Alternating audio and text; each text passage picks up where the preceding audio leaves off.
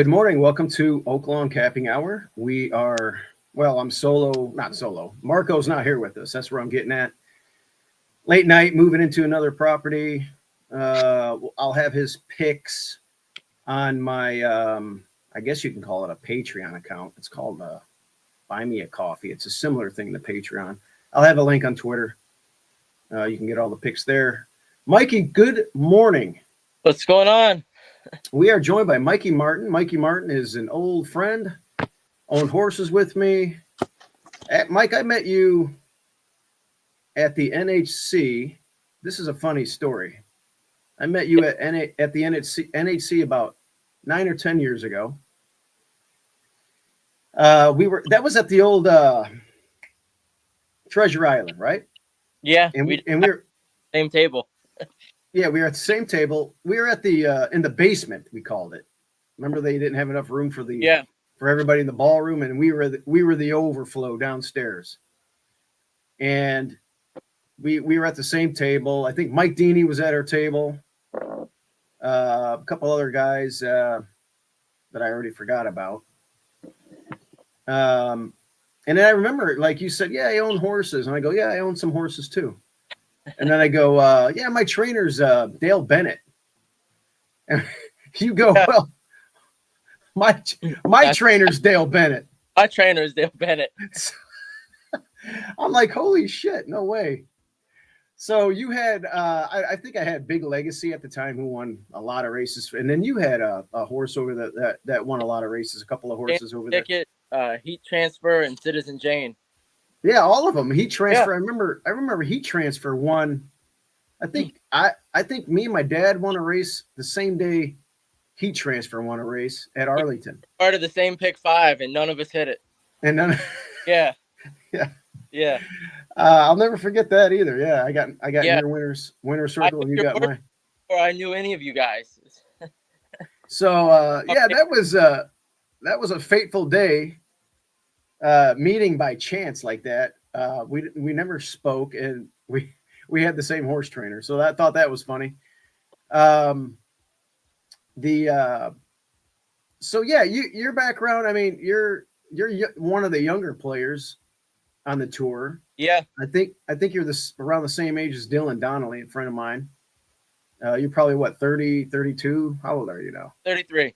33. But I've 33. The first time that I qualified, I was 22, and I already look out of place enough, but I looked way out of place back. What was that? 2000, I think 14, the first year.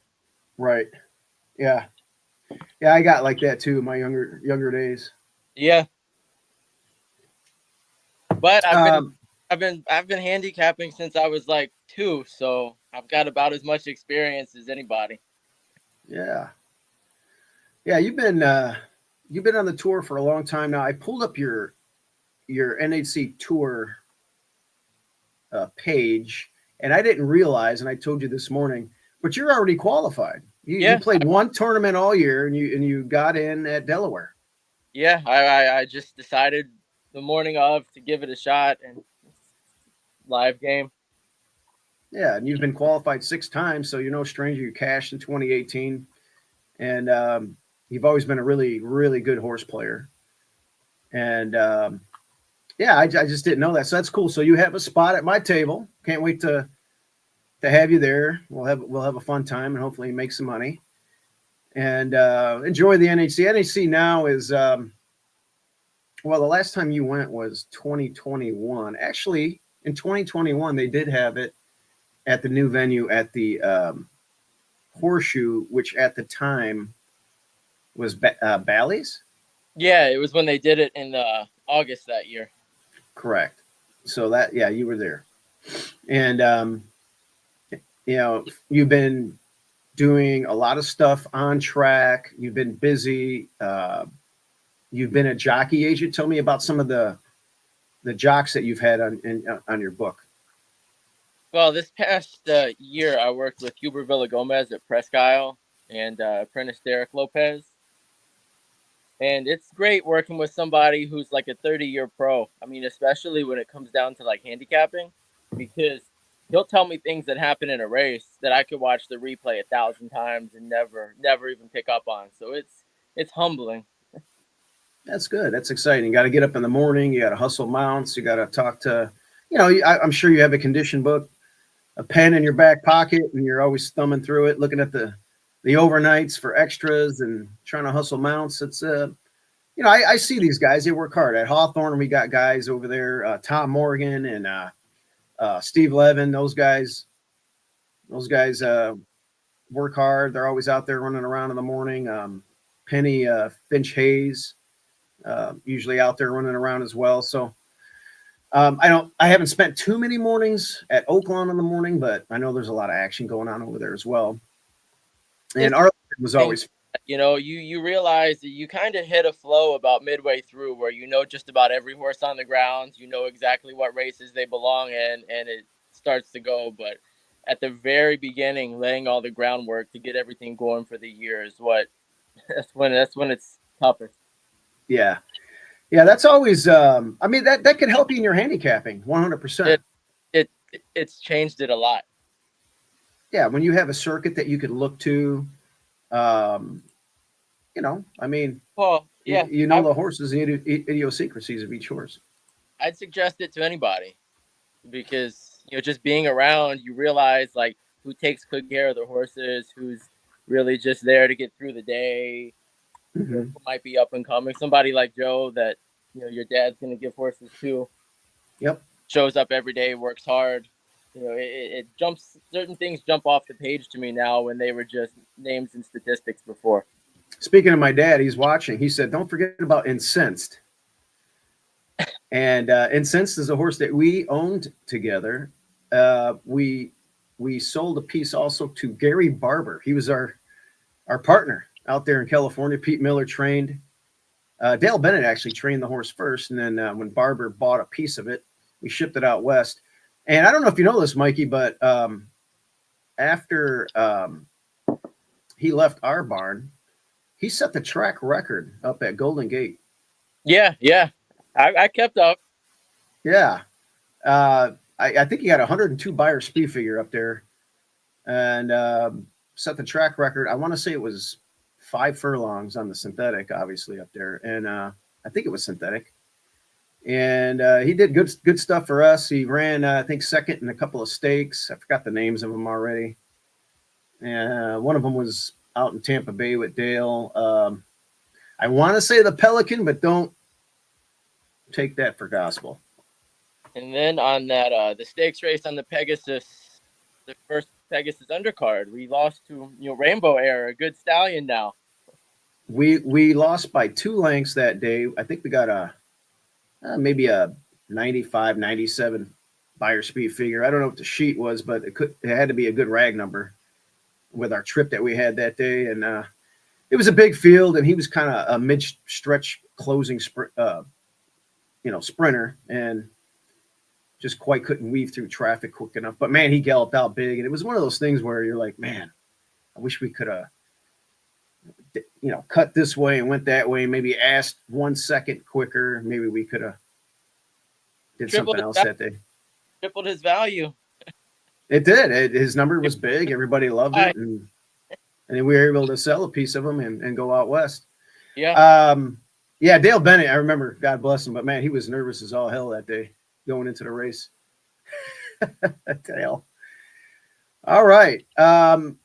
NHC news. I don't know if you're looking for a second seat, but man, Hawthorne canceled their Tuesday tournament. They just want to get everything together for, I guess, April or the Hawthorne Invitational. And then Indiana Grand or Horseshoe, they canceled their tournament because they said they didn't have time to promote it. So I don't know when the next live event is, if you're going to play a live event at all. What? Do they ever promote it? I don't know. That's what I'm saying. What was there to promote? I don't know. Everybody kind of knows about it.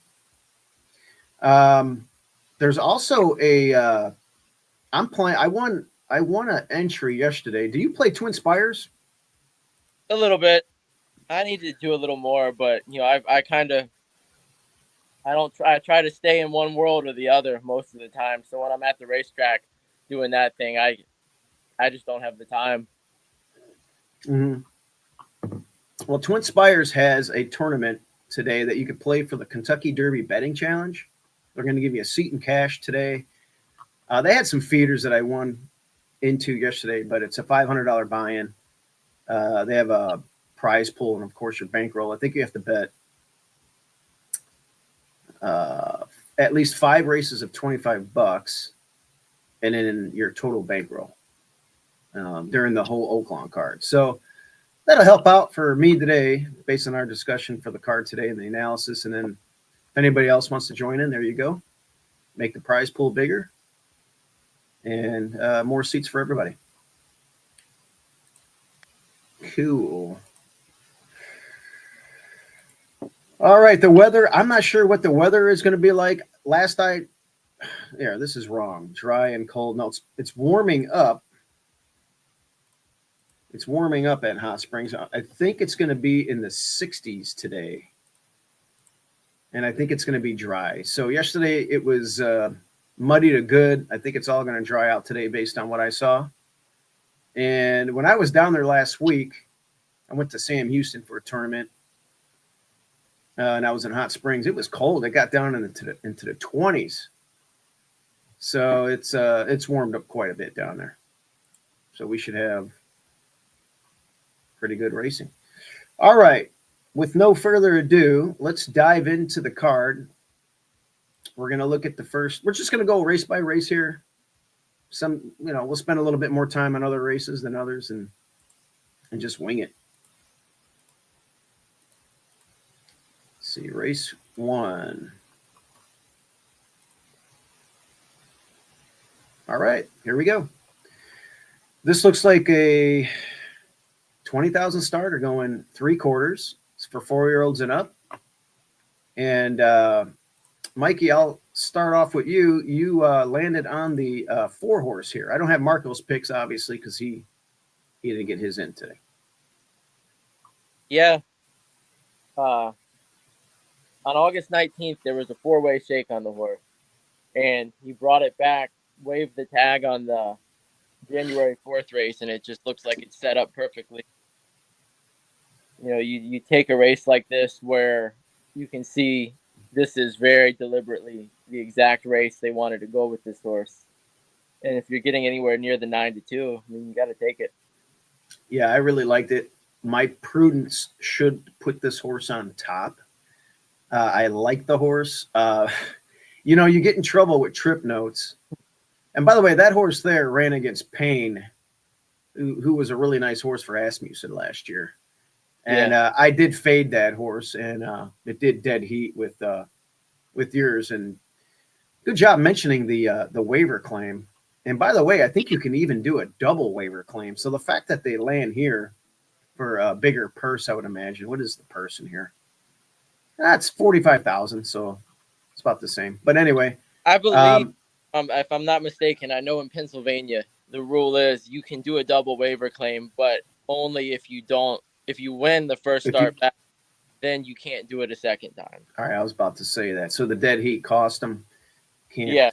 But they got this race to fall on, and it is a 7-time winner.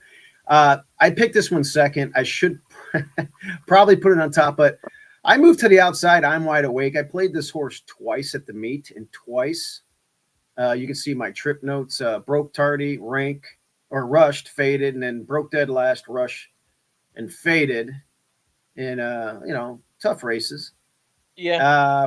I'm going to be 7 of 7. I moved from Christian Torres, who's probably the best rider, one of the best riders at the track, last year's leading jock, to this bug boy, 5-pound bug boy. People call him Bacon locally. I call him Bason. I don't even know what the correct pronunciation is. Maybe somebody can correct me, but I'm going to give this one a shot again. It was too good last year. I watched this one at Hawthorne running some tough races at 5.5. It ran well here at Oaklawn last year, and it ran well at Churchill. And I'm hoping I can get into that same form again with a clean break on the outside with nobody on my outside. It does look like it's going to be a little spicy. Could the five's got some speed and Yeah. a couple of the other ones here, but I don't know. That horse is pretty quick, and if I can catch a flyer out of the gate and just relax with nobody on my outside, maybe I can get big balloons. But duly noted on your pick. Um, I I do like your horse, and I don't know. We'll see what happens. Maybe I'll do an exact. I don't know how I'll play this in a tournament. I do have to make 5 wagers of at least $25, but whether or not I play this, I'll just do some more soul searching and see what I want to do. I did try and pull up the work on January 28th. They do have the ability at Oaklawn. You can pull up the works with Bruno. If you could see the screen here, you type in the name of the horse. You go right to Oaklawn's website.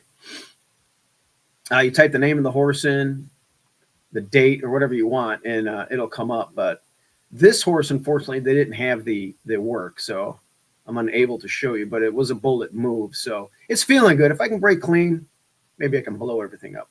Yeah, and it's also something to note that he was entered in the first level allowance on the 25th of January. In scratch, right? But it shows intent that there's just so many options that you could run that horse in. Right. You can really be a bit creative and pick your spot. You're not really boxed into one individual place. All right. Say for both of our horses there. So those are the two. Your other backup horse that you liked was the 5. Brighter Days Ahead. Nice runner. Very popular at the claim box. Exits the John Ortiz barn into Ernie Witt. So we'll see how that goes. But you pick up Christian Torres. Yeah, so. And the 4 and the 5 both coming out of the same race. If he's only a little over a length behind, I mean, if you take the stand that those two, that's the toughest race. If you like the 4, you can't really hate the 5 too much. Right. Even though all of these horses seem pretty well intended for the race, so whatever the board gives you might be the right call. Mm-hmm. Okay. Let's go to the next race. It is what kind of race we got here? That's a maiden 30. We're going the short stretch of the mile. And I believe on this race, we landed on the same horse. We did. We both are landing on the 2 here. Tango Mike. Now, Tango Mike, last time, that race came up tough. And, Landycraft, I think, got a big number in there. And, outside draw, it just didn't work out. So now we're getting a lot of clash relief here. Yeah. And it's also worth noting he was not in for the tag last time. He was protected just 2 weeks ago. So optional 100 maiden, he's protected, and now he drops into this spot. He just seems right for it at the right price. Right. I like the fact that he ran awful last time because you draw. If that last race hadn't happened and he's dropping from December 7th into this spot, he goes off overwhelming favorite. The debut was good sprinting on the 7th.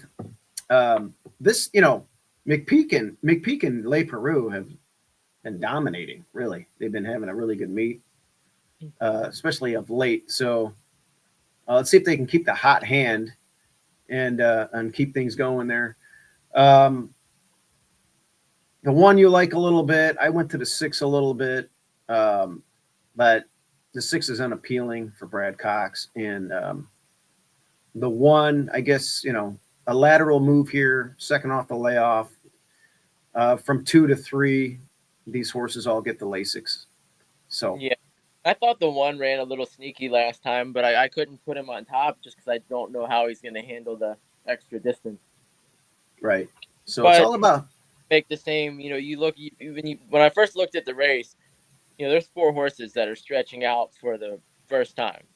So, when I see something like that, I can't really get a perfect gauge on what the pace is going to be, who might handle it, who might not. So then I start looking at the ones who have proven some ability to do it, and then we land on one that's not proven the ability to do it in his one try, and we're still going to say that he can. So yeah, I kind of, it's just, for me, it's just connections. Yeah. And it did have a good number in the debut, and I'm one of those things where, yeah, I'm just hoping, let's stretch out a little bit and see if we can. The continuity of everything. There were a rider switch, somebody who was like his number 2 or number 3, then maybe there would be a little more concern. But and the drop. I mean, it's a good drop. So it kind of all comes together, hopefully. For number 2, Tango Mike. All right. Race 3. It's an allowance for 3-year-olds only. We're going 3/4. It's a non-winners of one, $130,000 pot. And we both like the 3. You got the 3 as your backup. Why don't you tell us a little bit about this one horse, Perfect Magic for Asmussen? It's one of those where you really just have to lean all the way into it or take a stand against. I think it's got a little bit of class over the rest. It's one where the funny thing is, I first look at it and you see that it's dropping out of a stakes race, and then you realize the purse is only 20,000 less anyway. Yeah. So it's basically almost a lateral move. Yeah, that makes sense. It's 2-1. It's probably going to take a little bit of money, but it's expected to win here. Yeah. So I wanted to show this work by Baby Boat here. This is my pick. And this is back on, when is this? This is December 22nd. This was a move out of the gate. 2 subsequent moves that are, maintenance drills. But this was out of the gate, and it worked a snappy minute and 1-2 out of 47. It's going from 2 to 3, so obviously it gets Lasix now. It was really good. I watched this horse at Hawthorne, and it was dominating down there, or up there, excuse me. Yeah. And it's kind of neat seeing them move around the company here that are just randomly going in pairs here. So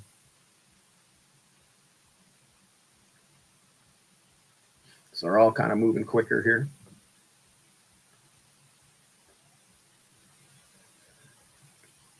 And you usually see that too often, where you see just some horses breaking out there, and then you're coming out of the gate and having to catch up to them.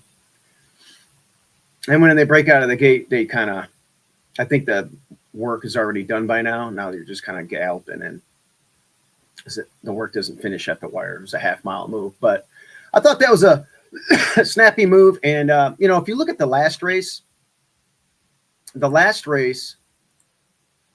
was just way too tough. I mean, 2 of the runners in there ran really well. Well, that was a stake, but 2 of the runners in there, Tistastic and Sandman, who I loved last week in the Southwest, came back and ran really well. Sandman won his next start leading into the Southwest from that race, and then really should have won the Southwest.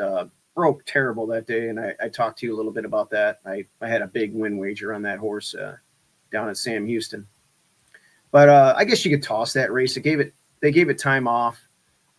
They bring it back 3/4 here after trying the route. And I just think DeVito might have this one ready right off the bench. And at 6-1, a square 6-1, I'm gonna take a swing with it. And it looks like there's a lot of speed, and he really is the only one that's shown ability to pass horses.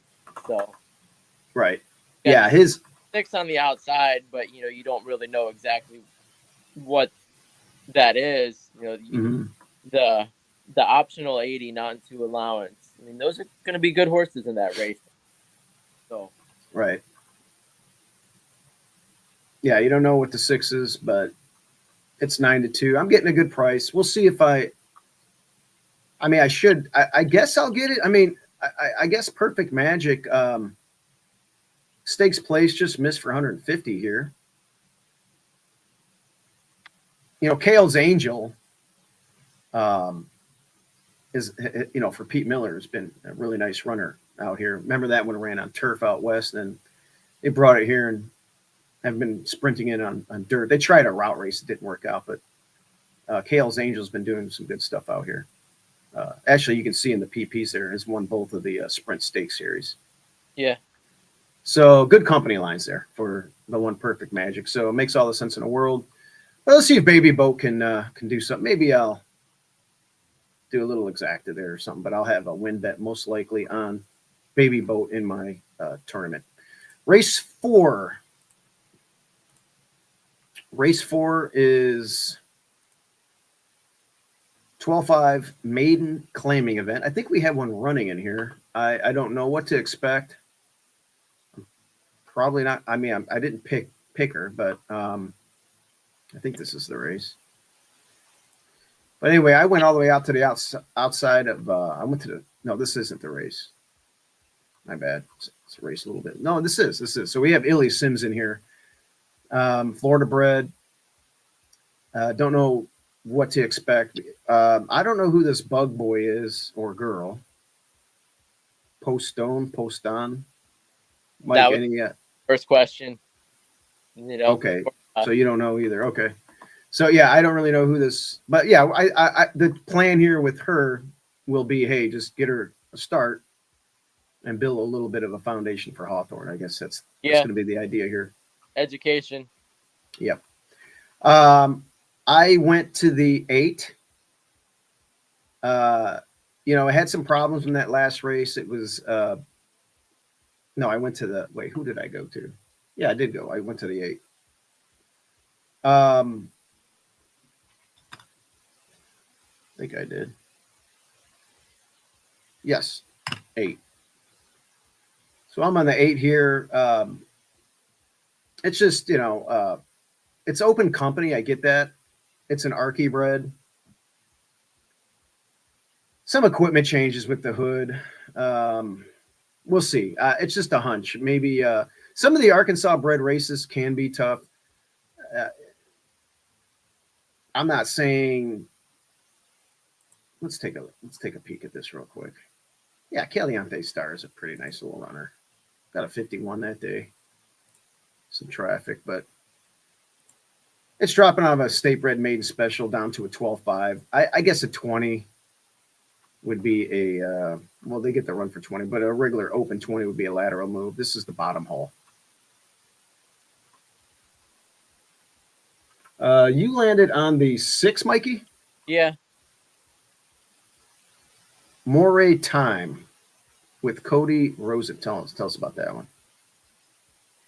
Well, it drops to its lowest race it's ever ran. If it runs back to its California form, it would be tough here. You could maybe say that the off track could have possibly been an excuse for it last time. But, same as you said, more than anything, I don't like any of the favorites in this race. Mm-hmm. You can really poke holes through just about everybody. So why not take a prize? Yeah, this is a race I'm just totally not interested in. Like, I can't figure. Yeah, it's the same. I can't figure why the 5 horse would run second in a state bred special weight and then opt for this spot. Mm-hmm. I guess you could say, but that condition's valuable. Like, you've still got 3 more months of Arkansas racing.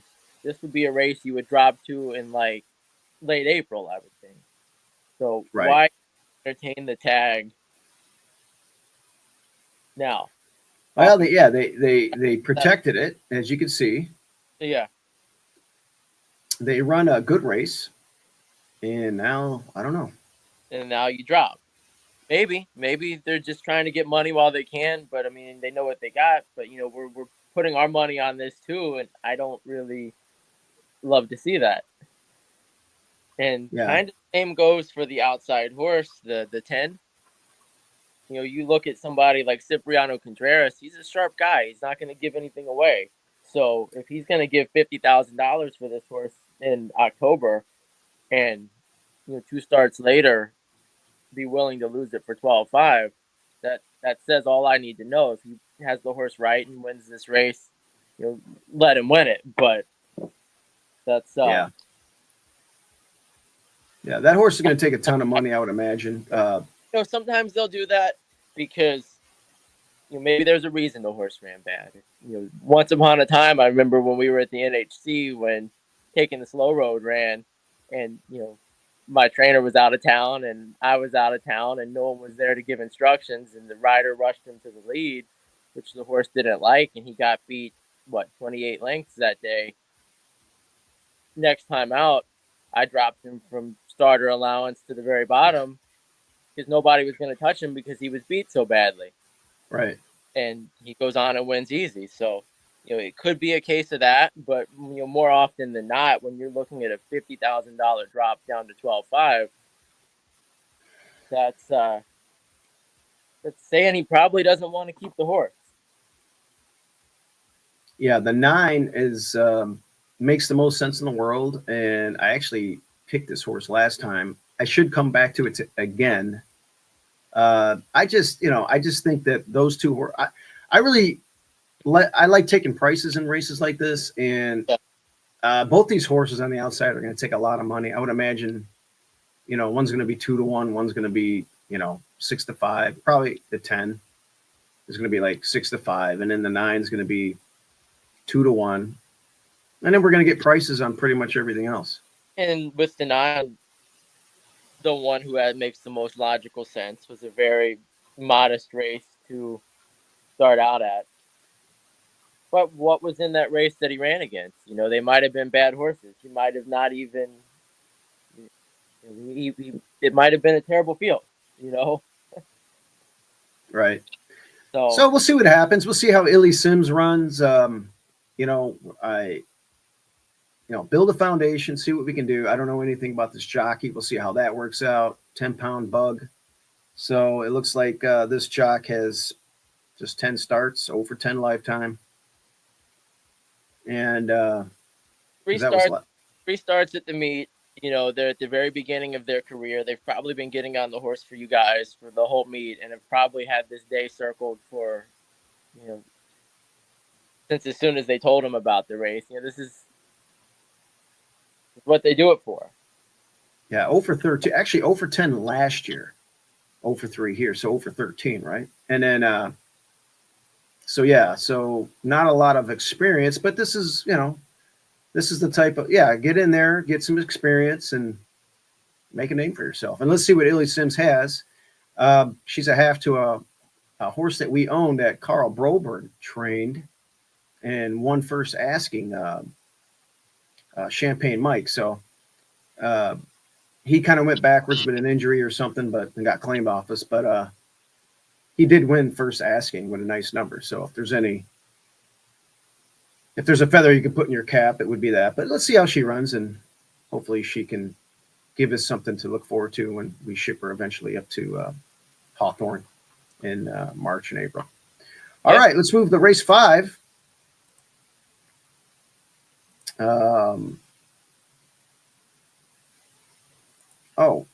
Can't see the workout. Were you able to see that workout, Mikey? I pulled it up on a different screen. Oh, shoot. Over here. I didn't know if it was casting out to other people or not. That's happened before where I pulled up the workout. Here, let me share this. This is baby. Oh, yeah, you got to hit it twice. My bad. So this is the previous workout of the horse that I picked. Baby Boat in that, what was that, allowance going for 3-year-olds? I think it was race 4. So those of you that missed it, I'm sorry about that.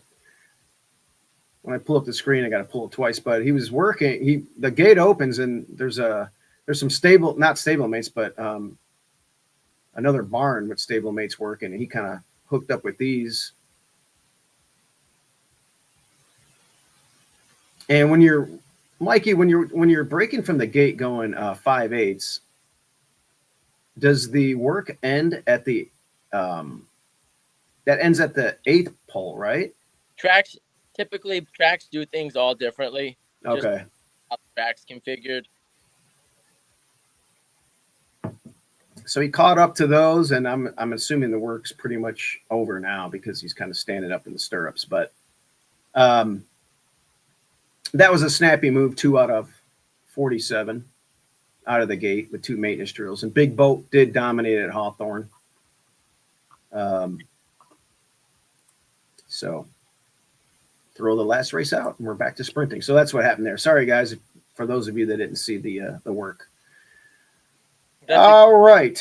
That stuff you want to see in a horse you're going to bet coming off of a layoff and a not so great performance. So yeah, it's just an ugly. I think it maybe beat one horse and lost by 29 lengths that day. And that's one thing that I learned being around the racetrack in the mornings a lot more is, quite often there's a very plausible excuse as to why a horse runs badly one day and comes back the next, just purely from handicapping. Sometimes we get so caught up on, the numbers and the statistics that there's a very common sense reason, why this happened or that happened that may not even, you have to read between the lines to figure out. Yeah, Yasmina said check out the first-time starters percentage for Illy Sims. Yeah, I did touch on her half brother that won first asking, and there's a couple other ones that did win first asking as well. And then Tom chimes in. It's Amanda Postone, and she's a she too. Yeah. So it's a girl jockey looking for her first win. So we'll see what happens with Illy Sims today. All right, race 5 is a restricted 80,000 maiden optional claiming race. So it's an optional claiming race. It's a 2-turn short stretch of the mile. And let me go to the graphics. Race 5, what do we land on here? Mikey, you're on the 1. Start us off. This will conclude the pick 5. Well, the one thing I like about it is that it's older. A 4-year-old running against 3-year-olds. I know the weight allowance and all of that, but you can't. There's a bit of experience there. I think it's very deliberately brought along. If you look back to August 23, from that race at Saratoga until it ran again November of last year, it had 350 days off. So we don't know what happened to the horse or how, but it had 350 days from that race to its first work back. And then, steady works leading into those races, kind of trying to figure out exactly what the horse may be, what it could be going forward. And then you look at the Turfway race, it ran pretty decent. And he decides to take it to Oaklawn after that. These are pretty smart people. So if he's going to make one move over to the next, it seems like this horse is pretty well set up to run here. And also, I do kind of like that Le Peru and Achard have the same agent. So there's very deliberate intent to stay on this horse with whatever he can. Now, obviously, McPeak sticks with Le Peru first call on stuff at Oaklawn, but that is enough of a tell to me to say you could have had other options, and this is where you pick to run. Wow, that's good information. And that you're putting your your condition book Jock Agent hat on, and it's the first string. When you see the first string on something, because the horse had to work at Keeneland on January 17th, so it tells me it would be a whole lot easier just to ship back up the Turfway unless you really think it belongs in this race. Duly noted. And this race is a $68,000 pot. So, it's been running. It ran at Saratoga, it ran at Churchill. Those are big purses too. So it's been running competitively against good company all along. And, again, we mentioned we talked about the connections, the trainer jockey combo, and they've been hot. And it looks like it's a live shot at 9-2 and stretching out. On dirt anyway. You went 2 turns on the synthetic, but stretching out for the first time on dirt. maybe that'll help as well. You can utilize your speed on the rail down there and get good early position. Yeah. I went back and watched the Turfway replay. And, when you see a horse stretch out for the first time, regardless of the surface, you kind of watch the gallop out a little bit and make sure that it's, getting the distance. And he didn't seem to have a problem with it. Like, it wasn't spectacular or anything, obviously, because, he was being ran down in the race. But, he handled it pretty well. So each hurdle here, each new thing that he faces in this race, he's faced the distance and he's ran on dirt. Maybe they both come together for a good race today. I like it. Looks like a good pick, and might be a live one. I went all the way to the outside with Paint Baller. Paint Baller is by Painter out of an Uncle Mo. Yeah, maybe Uncle Mo on the bottom. Could see some turf in the future, but these run on dirt all the time. Step slow over there. I watched that replay at Churchill. Unfortunately, I can't pull up the replays unless I go to my advanced wagering site because DRF doesn't allow it, or vice versa.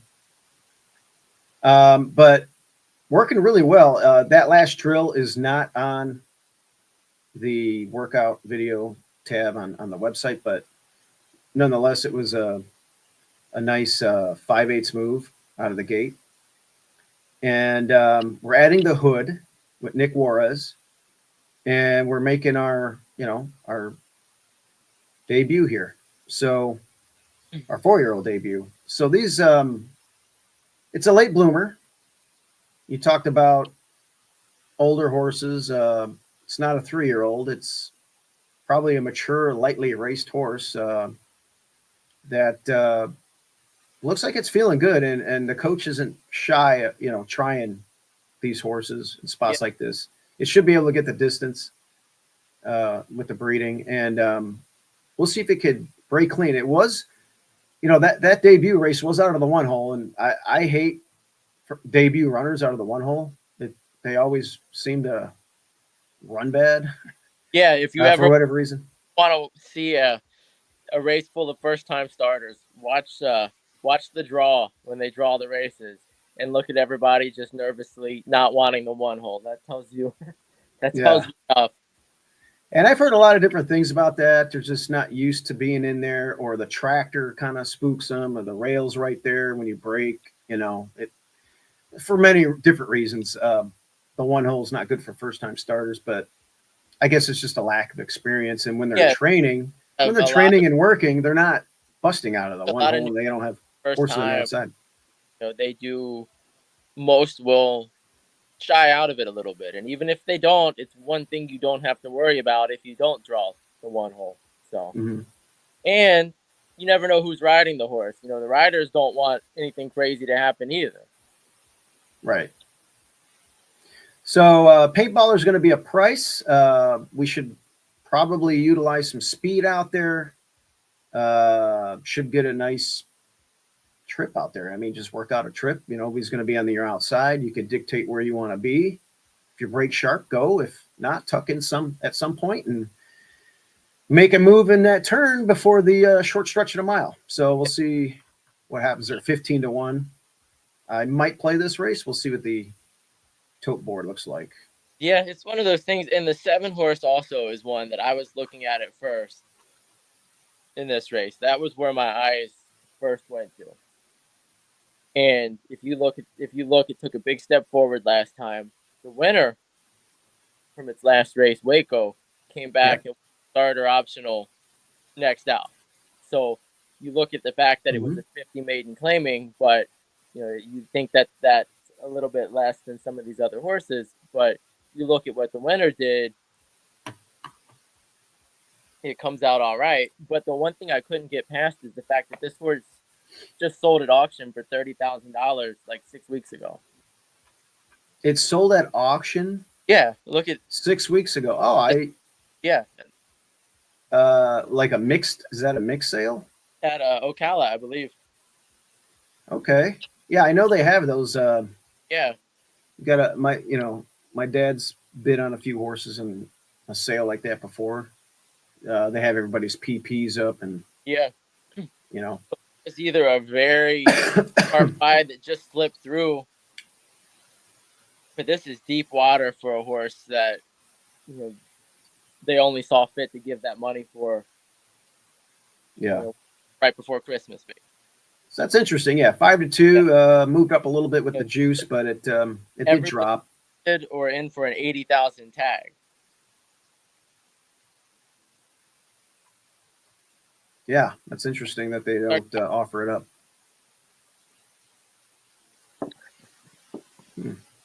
Well, we'll see what happens. It's going to be a fun race. I might play this race. I'm kind of excited about my pick, and we'll see. Maybe I'll do an exacta with your. You made a great case for the one, so maybe I'll do a 1-8 box. It just you take intent sometimes like that. If you see why they're in the spot and everything makes perfect sense, and you're like, hey, if I own this horse, this is where I would run it too. I like it. Good deal. All right, race 6 starts if we lose the first pick 5, we start the new pick 5 in race 6. Races 6 through 10. This is a 2-turn mile and a 16th. A other than go for 130,000. And we both like the 6. Unfortunately, it's our backup. I landed on the 7. And this is strictly a I don't know if you can read this, but I put why here. Why is McPeak running here? This horse ran on turf in Brazil. They did get a dirt run, albeit sloppy, when they took it off, and it was a stake. Didn't run well. But you would figure that McPeak would be like, let's bring this thing to, I don't know, fairgrounds or or shelve it till Kentucky or go to Florida, whatever, and run it on turf. Or at least synthetic, maybe go to Turfway. I don't know, but they stay here. On December 26th, he entered the horse. He entered and scratched in a dirt race at Fairgrounds. So he really does want to run this horse on dirt. Really wants to get this horse on dirt. That's good tidbit there. I don't know much about those Brazilian races, but it did get a time form rating in that graded stake where it won with a 102. And, depending on how you want to decipher that and make that into a buyer speed figure, I always use like 15 points on route races. So that's a good number. So if you throw the last one out, and if you think that race last May was fast, and if you think McPeak wants to get this horse on dirt for whatever reason, he's a trainer, he watches it, he entered it at Fairgrounds according to you and didn't get in or whatever. Why not? I took a shot. It's 15-1. It likes to win. Yeah. I'm going to swing here. I'm going to swing. I can't imagine that the horse would go off at that, but there's a couple other nice runners in here. You landed on the 3, who I do like this runner. This horse, in a very sneaky way, has one of the best resumes in this field.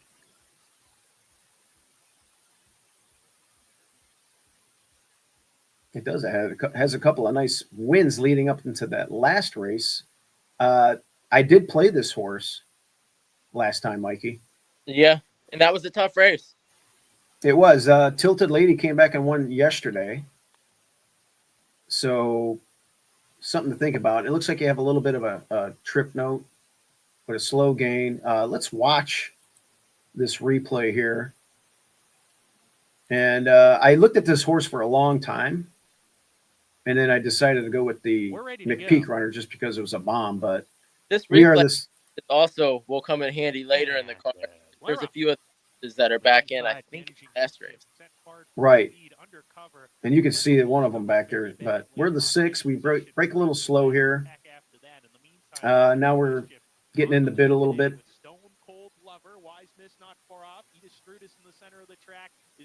Relaxing a little bit, but a little bit crowded. But showing some poise here, a little bit. Slight tug on the reins there. And now you're backing out a little bit. And now you're going to swing to the outside.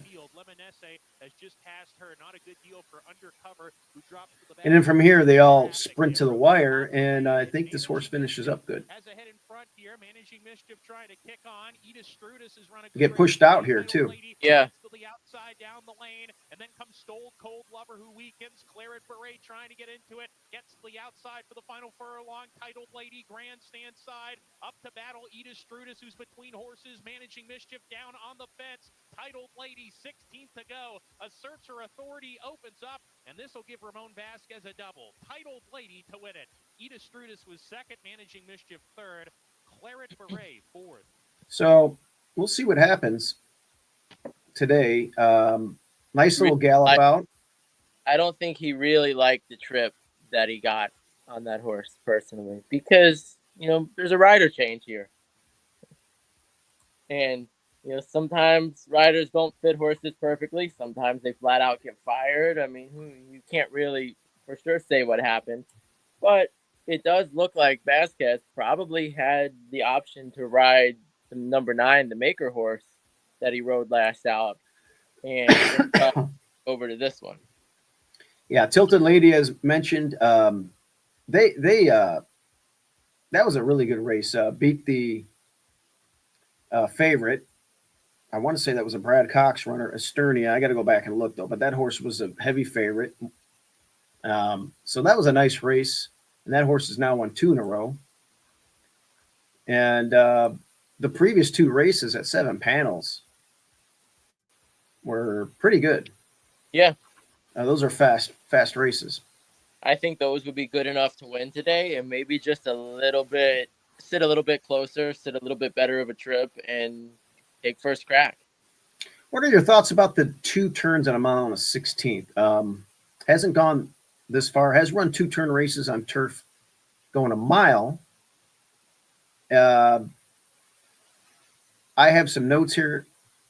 I don't know why I put might appreciate stretch out. Then I looked at the breeding and I was like, maybe not. Nice gallop on in last. Needed more room in that particular race. So if it can get the 2 turns here and run back to those previous 2, 100%, and it exits a tough race. Yeah, I think the last race tells a lot. Lemon Muffin is a professional money burner. Burned me last year in the Honeybee. Yeah. I had Tappet Jana Lee that day at 23-1. Me and Carl Broberg had it. He was on that day. Tappet Jana Lee hasn't come back to run very well. I will say that. But that day we liked it. And Lemon Muffin as a maiden won the Honeybee. Hasn't done squat since and has been many times been overbet, including the last 2. But now you're getting 5-1. So if you like Lemon Muffin, hey, go ahead. They put a bug on here, 5-pound bug. So we'll see what happens there. Xena is a runner that I made a lot of money with last year, playing it, not here, but some of those Indiana races, and is fast. It's going to have the front. I just don't know how keen it's going to be. It's making its seasonal debut as a 4-year-old. It's Asmussen. I mean, I'm sure it's ready to run right off the shelf, but yeah, I don't know. There's a lot of question marks here. We'll see what the 7 can do. If it, McPeak's been trying to get here. To look at the 6, I like the horse. I think that's probably your most logical winner. Yeah, it's going to be able to. You're going to have to, like you said, clear some hurdles, and you're not really getting much of a price. Right.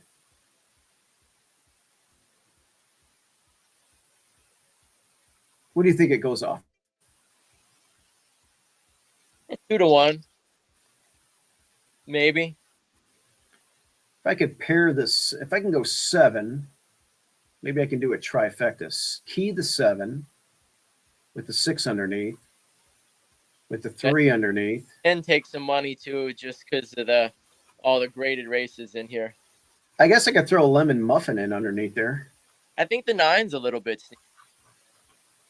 I think it's what Mike Maker, 15-1. That would be nice. Probably just a step below the best horses at this level, but always shows up, runs about the same race, probably sits mid-pack and makes a decent move. It's rounded out the try 3 of the last 4 races that's hit the try. So, and it should be making a move if it can outkick Lemon Muffin.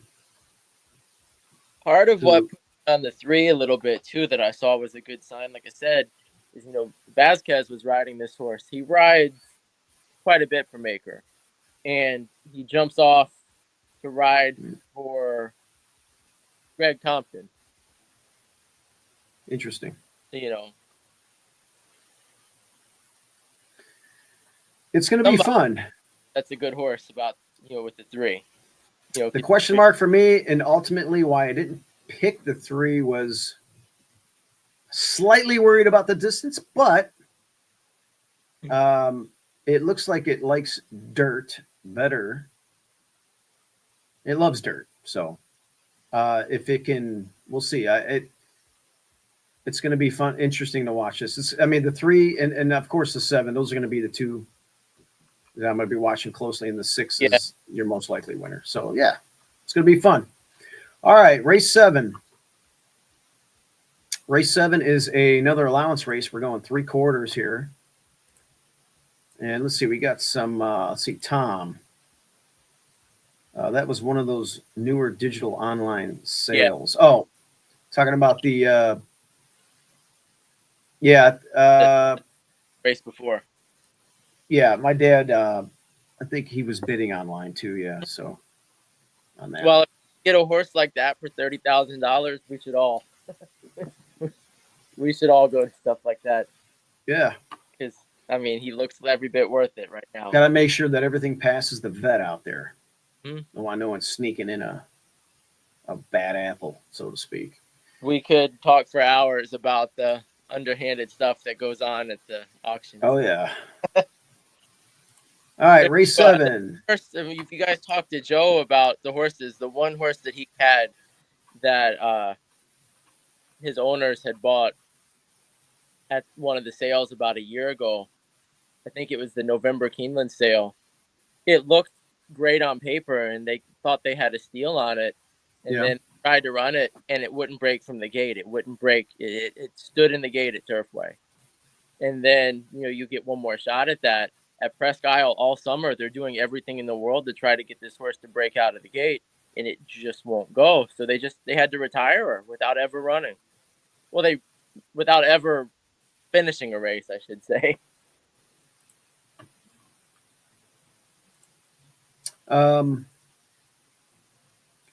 This race here, Mike, we both landed on the same horse. Yep. And we just talked about, and we saw a replay of that last.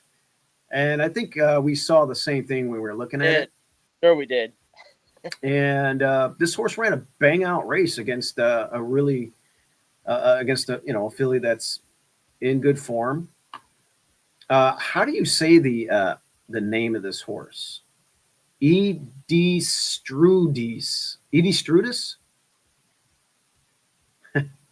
I don't know. Not a race caller.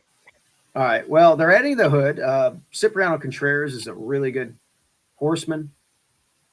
He used to be the assistant trainer for Mike Rivas. I don't know if you knew that. Yeah. So my notes here: Tilted Lady won last. Nice gallop out. We'll watch the stretch run again of this race that we just watched. We broke out of the far outside. We were number 13. Of course, if you watch this, see if we can pick it up from here. After the bad break. So you see us number 13 there. Yeah, and just passed her. Not a good deal for Undercover, who drops to the back once again in traffic. They approach the top of the lane, and Managing Mischief has a so we get first move on Tilted Lady here. try and flow her wide, but gets to the outside down the lane, and then comes Stole Cold Lover. Now it's a race down the wire. Gets to the outside for the final furlong. We get between, we catch the 1. The 12 got us, but I like that we finish up well here and end up getting second. 16th to go. Asserts her authority, opens up, and this will give Ramon Vasquez a double. Titled Lady to win it. So that was the key race. And we're coming back here today, and why not? 12-1. I'll take it.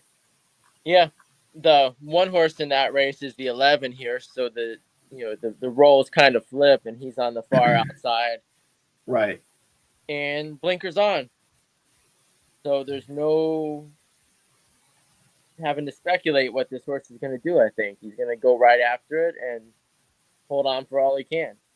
Yeah. Contreras has been doing well with Esquivel. They're at 20% at the meet. Looks like he doesn't do this equipment change often, but 1 for 2 with the first blinkers. So let's see if we can improve off that effort and do it again.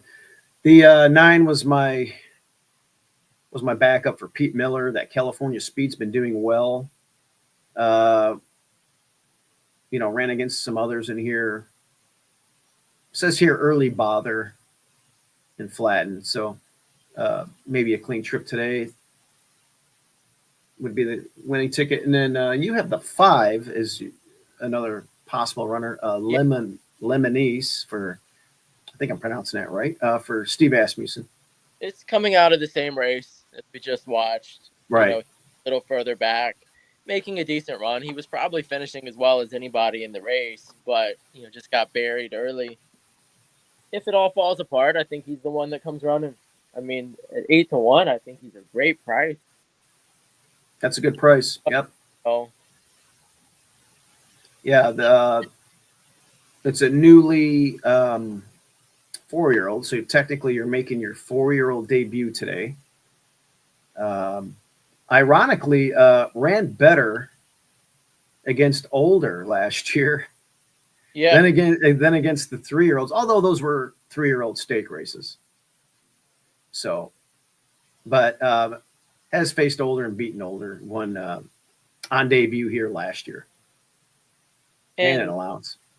I think it all comes down to the break for the horse. If the horse breaks okay and can put himself in a spot where he's not having to do way too much too late, he might really get back to that. Right. But, you never want the 4% rider with all the opportunities in the world. Yeah, Marco's kind of, Eric, he won a couple of races and he's been winning a few races lately. When I say a few, I think he won 2 races. I want to say he won a race yesterday, maybe even 2. But he's out of live, yeah, he gets live mounts, right? The riders matter for the sense of like who rides with who. And one thing I really learned a lot over the past couple of years is, at any racetrack, the riders are at the racetrack where they're at for the most part because their skill level dictates that they're there. So It's an added wrinkle when you're riding within your own family that completely sets that aside from it. But, having familiarity with the horses, riding it back, the more rapport you build with these horses, the better. And, he obviously knows he's going to have to break a little more alertly and try to make a little bit better trip of it. So, yeah. All right, the next race is going to be kind of a, coin flip. My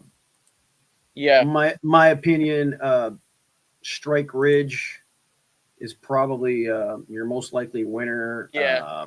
I think you feel maybe that too, but you're going to, and I like the 2, and you're going to take a stab with the 2 here. Yeah. Who is, it's a rainy day. And like I said, I will preface it. Strike Ridge is the easy horse that lays over the field here. And he's also the last one I would probably bet. Yeah. Just you either have to single him and hope that he gets it and get on with your day, or avoid it completely or sit the race out. And maybe this would be a race if I didn't have to sit here and pick that I would maybe sit out. But I do see a little bit of positive signs with the two. Yeah, it's a rainy day. Look, I can't see anything significant. It was put into the race a little bit by Rocco Bowen last time. Yeah. So I guess that's going to be the game plan again. Yeah, sometimes And they just it woke it up a little bit, and it by far ran the best race of its life. I mean, it crushed. Yeah. And sometimes, with a race like this, you see these PPs and you see how ugly they look, and then all of a sudden, hey, what happened here? It's a light bulb. It's a light bulb play. They just decide they don't want to be a loser anymore, and then they live their life successfully. Right. Let's see. Strike Ridge, Chris Hartman, Bejarano. Hartman wins at a pretty good percentage there at Oaklawn. Good horseman. Sticks wins with his big guy, races. everything. It's every sign you want to see if you're just picking him for fun. Yeah, he's always run fast here. This Archie bred. Mm-hmm. Always run fast here. Likes Oaklawn Park. Broke its maiden here. Didn't disgrace itself in the Rainbow last year.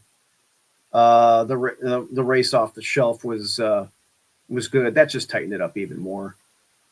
And the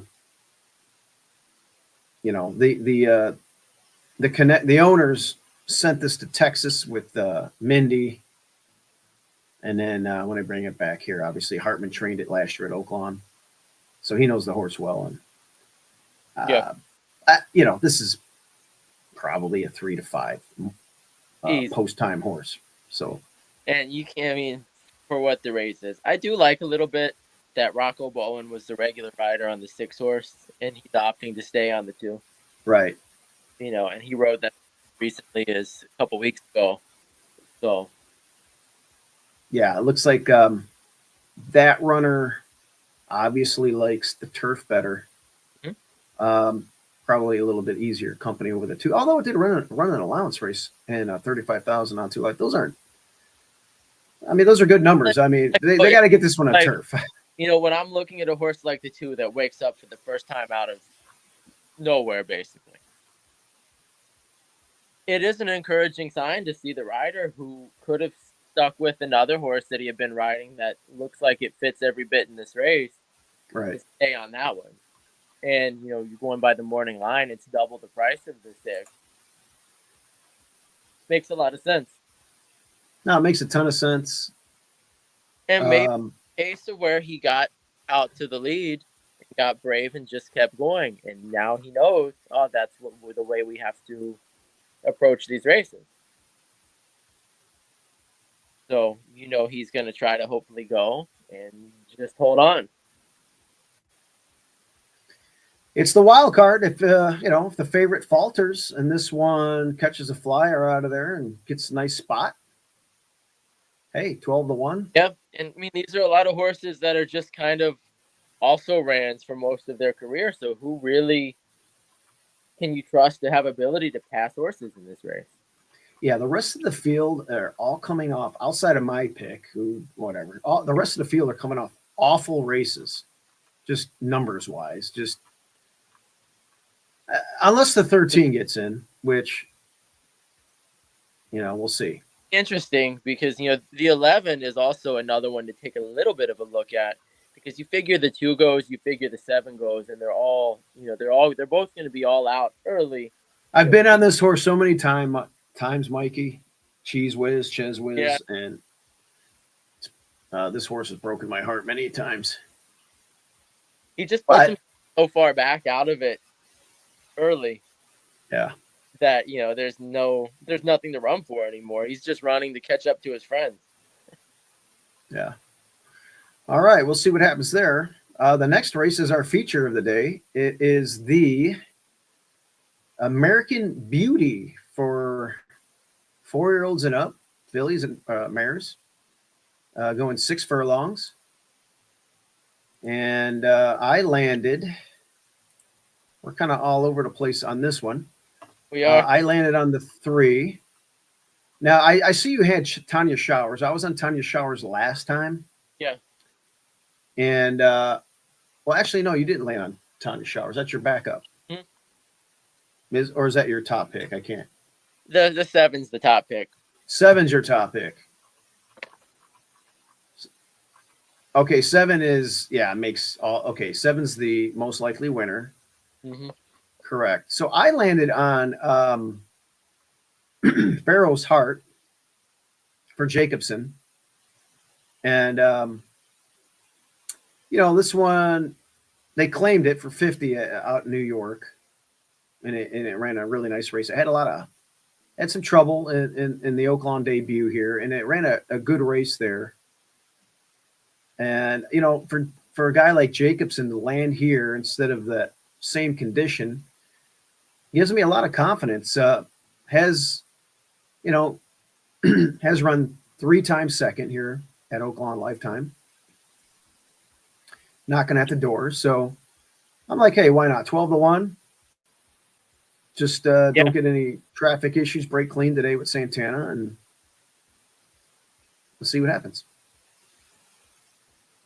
It's also interesting that horse was entered on the 25th and the 19th of January in stakes races at Oaklawn and scratched out of both.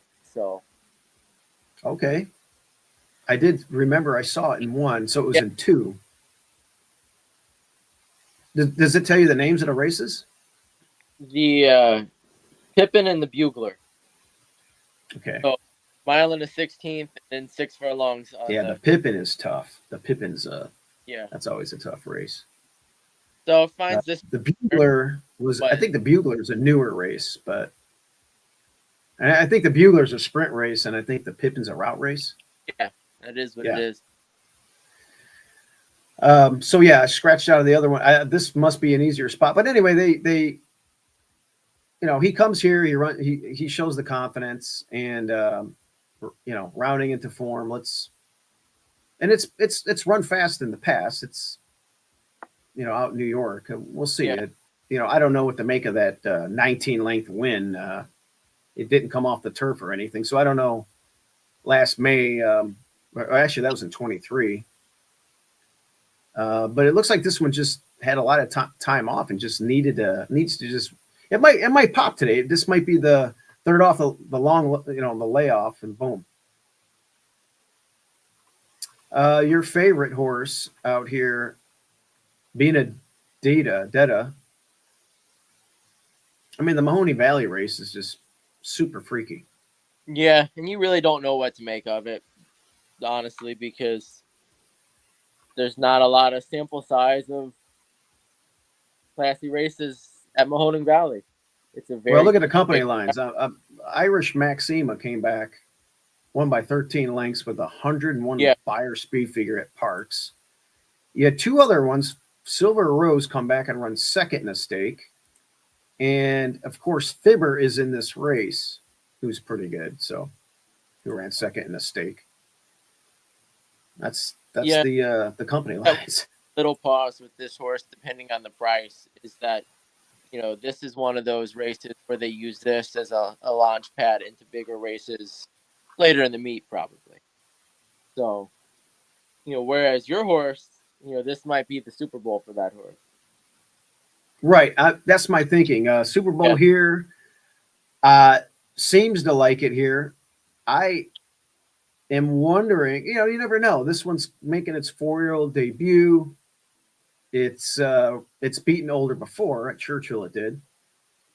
But it's a new surface. It has worked here, actually. It's been working here, but you just don't know how it's going to run. That Jacobson scratched out those other races, and this is a mare, an older mare at this point too. So, maybe he's thinking, get some stakes placing on her for, broodmare potential and stuff down the road. So that would be my most likely guess as to why, scratch out of a couple and then end up in a 7-horse field.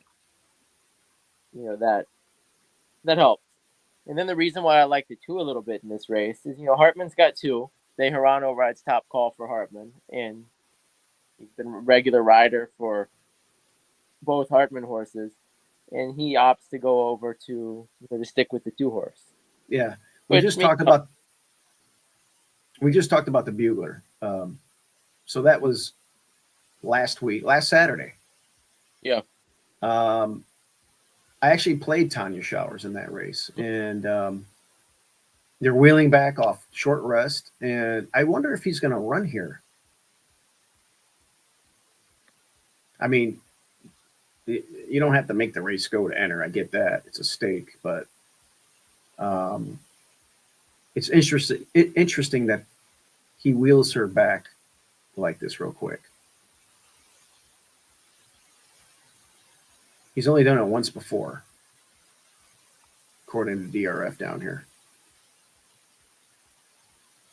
But yeah, some of the back numbers are fast enough, of course. Hall and Ice is a nice runner for Safi. Two back that beat just because you got to figure Bejarano would have his choice of whichever horse to ride if he knew that, conceivably that horse wasn't going to stick in. Boy, good point. He would have just stayed on. Good point. Wow. So he is going to run this horse off the 7-day rest. You know what? That's so ironic. Watch. I picked it last week in a tournament. Yeah. I'm fading it today and watch it win. It's hard to say. You never know. But I mean, with these mares, I look at them a lot different because there is broodmare value on some of these high earning mares that are decently well bred. Right. And when you go to the auction, a lot of people go to auctions with checklists. If you can have stakes placed and you can have that black type on your page, it makes a world of difference for the second career. Yeah, Fibber has had a lot of success in Kentucky. Obviously, that last race wasn't bad in December. Has been working well, but man, you make a point. I mean, you got the bug where you can't get weight here. Bejarano rode both, and Bejarano's on Tanya Showers. That's and at 3-1, it's that doesn't give me a lot of confidence on Fibber, and I don't like the one hole either, to be honest with you. And Bejarano's ridden 179 races for Hartman in the past year versus the bug who's ridden 13. So yeah, that's just that's something. Moonlight Lady. I looked at it for a little bit and I passed. Has run faster on sprints on turf. The 5 is cheaper. I have a lot of trip notes on it, and I didn't even put the trip note in the last race even. It had traffic and steadied there. Pushed out wide, top stretch 2 back, and a 3 back bumped foe hard at break 4 wide. If this horse was running in an allowance race or a 50,000 claiming event, I would definitely play this horse, but I think the waters are too deep here. Yeah. You just can't play a horse because you have trip notes on it. And it looks like I had another trouble trip last time. So I think John Horan is just way too eager. Maybe he's just upset at all the bad trips. He's like, I'm going to show everybody I'm running in a stake. Well, you got to figure this horse doesn't have a ton of options for races to run in because we went through it with Incensed even. They at some point they're either stakes horses or they're claimers. That's it. Mm-hmm. You get one route or the other. And this one's kind of in that middle ground where you have to get a little crafty with the allowance races that you run in. And when a horse goes in for the 50 tag, it's been claimed 2 of the last 3 times. So it was claimed for 50 at Hawthorne. And Per C, I remember Per C. That's a nice runner that beat it that day. They gave it some time off for the Oaklawn opening weekend meet here. Did have a bad trip. Lost to a next out winner. I think that's one that's running on the undercard here. And the last time it had some trouble. Maybe it will run out its odds, but the thing with me with this one, they claim it for 50, Mikey. You don't have any black type on it, so I guess they're just trying to get black type. That's the key, and maybe breed it. I don't know. when you're trying to enter a horse like this in a race, because where can you go if you don't want to run for a tag less than 50 and you do not have a lot of options? Right. You're either going to a 7-horse stakes race or you run in a first level allowance that's money restricted in a 12-horse field that's just as tough. Yeah. So yeah, I mean, like I said, if they could have found a race that was a little easier, I would definitely be playing it. 30-1 here sounds about right, but I wouldn't be shocked if it rounded out the super, to be honest with you. If it race clean. Taxed is one that, man, she just she's collecting some checks. She just doesn't want to win anymore. When is the last time she won? May. Well, she did win. She did win. Okay, she did win a year ago at Churchill, but she's a little bit on a losing streak lately. But, yeah, I mean, falls into the category too because she's too valuable. Yeah, to run for a tag. So races like this are really the only spot you could put her in anyway. Yeah, she's regressed on numbers. I don't know what the sheets look like. The buyer speed figures are a little bit of a regression. Her trips, from what I remember, weren't that bad. So I can't imagine she's going to get crazy high rag numbers. She's 5 now.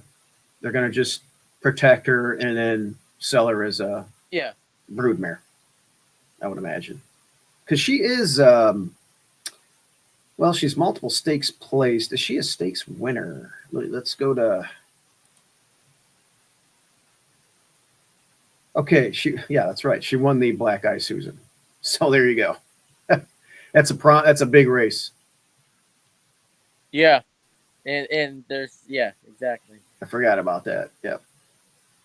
So she won the Black Eyed Susan and she's hit the board in several other stakes races. So she's going to go off to the breeding shed. Maybe not this year, but next year. Although they can probably get her in foal here pretty quick if they make a move after this race. And then your horse. So yeah, it's going to be a fun race. We'll see what happens. I'm going to go with Pharaoh's Heart at 12-1 and hope I pop the race of my life for David Jacobson with Santana and the irons. The Nightcap is a 50,000 maiden claiming event. It's usually for Archiebreds, and it is. This is an Arkansas race, and these are always fun. What do we got? We got a lot of stuff here. Tom, the Bugler was one of those new overnight stakes. Yes, that's why I didn't know that one. Hartman is 2 for 6 with 4 in the money on 7 days or less wheelback. Interesting. And we already made a point about the Bejarano angle. So that's interesting. Nick Sievers. Tanya Showers is running based on early scratches. So she's in. Good. Okay. And hopefully, I don't know, the scratches come out. I thought they came out at 10:30, but I guess 10 o'clock. When I do our shows, that's why we pick 2 horses in case one of them scratch. And there's rare occasions where both of them scratch and we get a 0 in the race. So, all right, the Nightcap.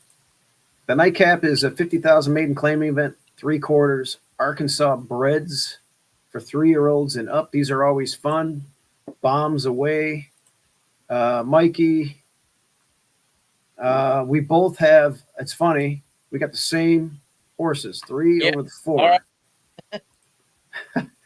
Well, I picked Mr. Butch because that's my bird's name. So wait, say that again.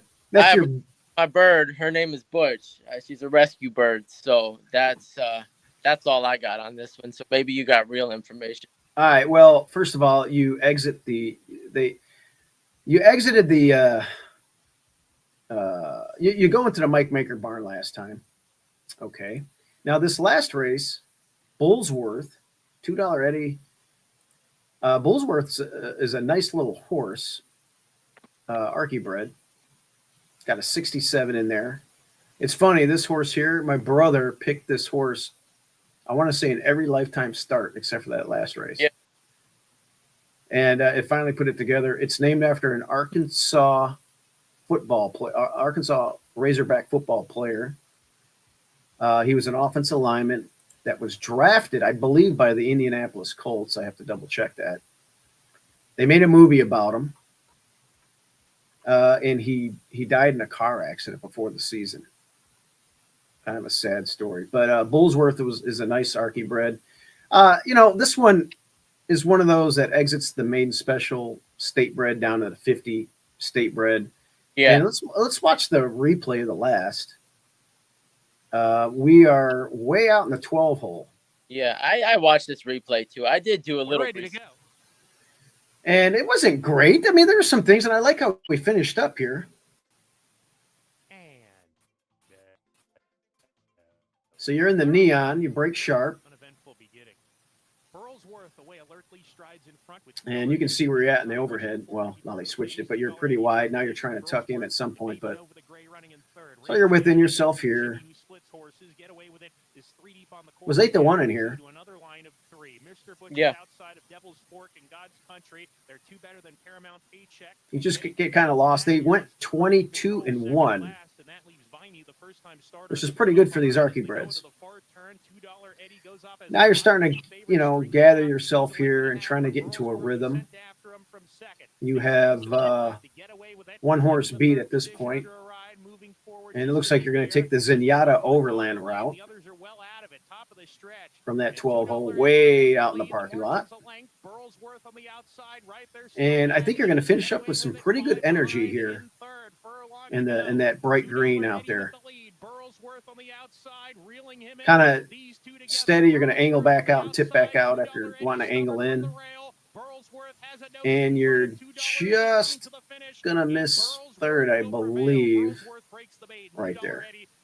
So I thought that was a good race. Bullsworth was a nice runner. The runner-up, galloped out well that day. That was a maiden special weight event. Now you're dropping down. What's your best friend in racing? It's the maiden special weight dropper down on a maiden claiming event. Yeah, but I like the fact. I mean, it did get pushed. Did you see how wide it got pushed? Yeah, and you're looking at that's the first race back off from an 8-month layoff. I mean, I know most of these Arkansas breds take the season off, but right, that's pretty common. You take 8 months off, and your first move is to go into a special weight. Maker, these are smart connections. These people know what they're doing, and if he saw fit to go into a special weight first off the layoff and then goes to this spot, it just seems like he's set up perfect for it. Yeah, I mean, second off the layoff should pop. They add the hood too, which must be training pretty well with it. And look back to the 2 races last year, just reading the running lines on it. Off slow, early bobble. Maybe that makes all the difference. Yeah, and an equipment change like this can make the difference. You got smart connections. We go from Vasquez to Santana. Santana's good rider. And what do you make of the front wraps last time? Maybe they come off today. I don't know if they stay on. Either way, I'm not overly worried about it. Yeah, I don't. If I were claiming a horse, I would certainly take that more into account. Right. But we're just betting them today, so. Correct. With restrictions and things these days, horses that aren't sound aren't really getting by as much. I had a trip note, or at least I think Marco put this trip note in. I'm not sure. Maybe I did. But Cool and Cloudy on the 4 came off its layoff. Yeah.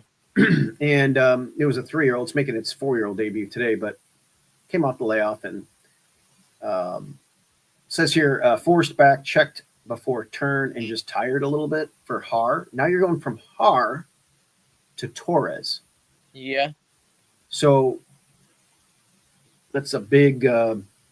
Yeah, I don't think that's a big deal. Just for something to do, it's the last race of the day. He could just go home early instead. Yeah, so he's picking up this mount, second off this layoff, and a little bit of trouble. It looks like from that trip note. I think these are the two. I did like Percy Road a little bit, but the price was the post and the price, and I was like, ah, I'll let that one beat me. Yeah. You know. Other than that, I don't really know. You got a firster in here. This trainer is having a meet. He's got 2 wins, 2 seconds, and 2/3 from 13 starts. Melton Wilson with Nick Juarez kind of peaked at this one a little bit, but I don't know. A first time starter, I just didn't want to really take a swing with it. If you're playing a trifecta, maybe you could throw it underneath. The Calhoun runner on the rail, just because it's Calhoun. Just the 10 horse that you were talking about, stable at in Louisiana, is shipping up for the race. It looks like. Yeah. Which, of course, because it's an Arkansas bred, but still, that. Yeah, Carl Broberg said early in the meet, when you get these Louisiana shippers, because everybody's kind of coming off the layoff, these races like this, where these Arkansas breds are in Louisiana and they're running. This one didn't run, it's firster, but the ones that are running and they come up and they face the ones that are just on the farm and coming off the farm and running their seasonal debut, that's when he likes to pounce on those Louisiana horses coming up. But that's, if you ever look at, I know I was telling you yesterday on the phone at Presque Isle, a lot of the trainers take the winter off. So if you see the horses that come in that are even out of form, from other tracks, they're at least in shape. Some of the horses up there, they don't get it. They're not in shape for the first month and a half of the meet. And you can kind of use that to your advantage when you know who's been doing what or who's been where and so on. All right, so we got some scratches out. Tom, thank you for some information. Steve-O's top pick, number 7 in both 6th and 7th.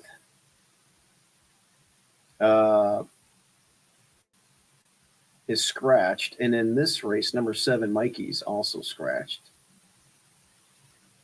Was that the last race or this race? Actually, we are on the 3. Let's go to the last race. Oh, wait a minute. So your top pick, you're on Tanya Showers then, I would imagine. Yeah, the 7. Here, let me refresh this. Yeah. Let's refresh the PPs. And let's see. Well, I refreshed it. It's not showing scratch, but I'm sure it might be. I have to. You know what? Let me go to I'm pulling up track info. I don't see nothing on Naira Bets. Nancy Holtis posted them according to Tom. Tom, are you telling me that the 7 and the stake is scratched?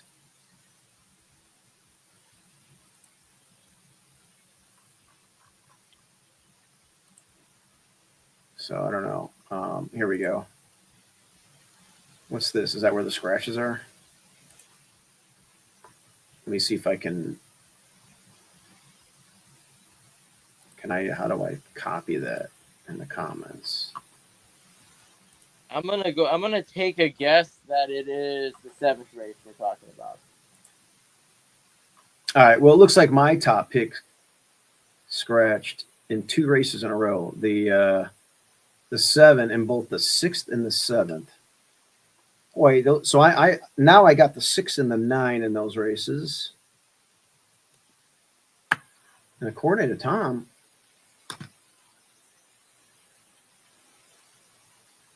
your horse scratched in there. Well, which wouldn't be the worst thing in the world if you get Tanya Showers. We just touched on that. Interesting.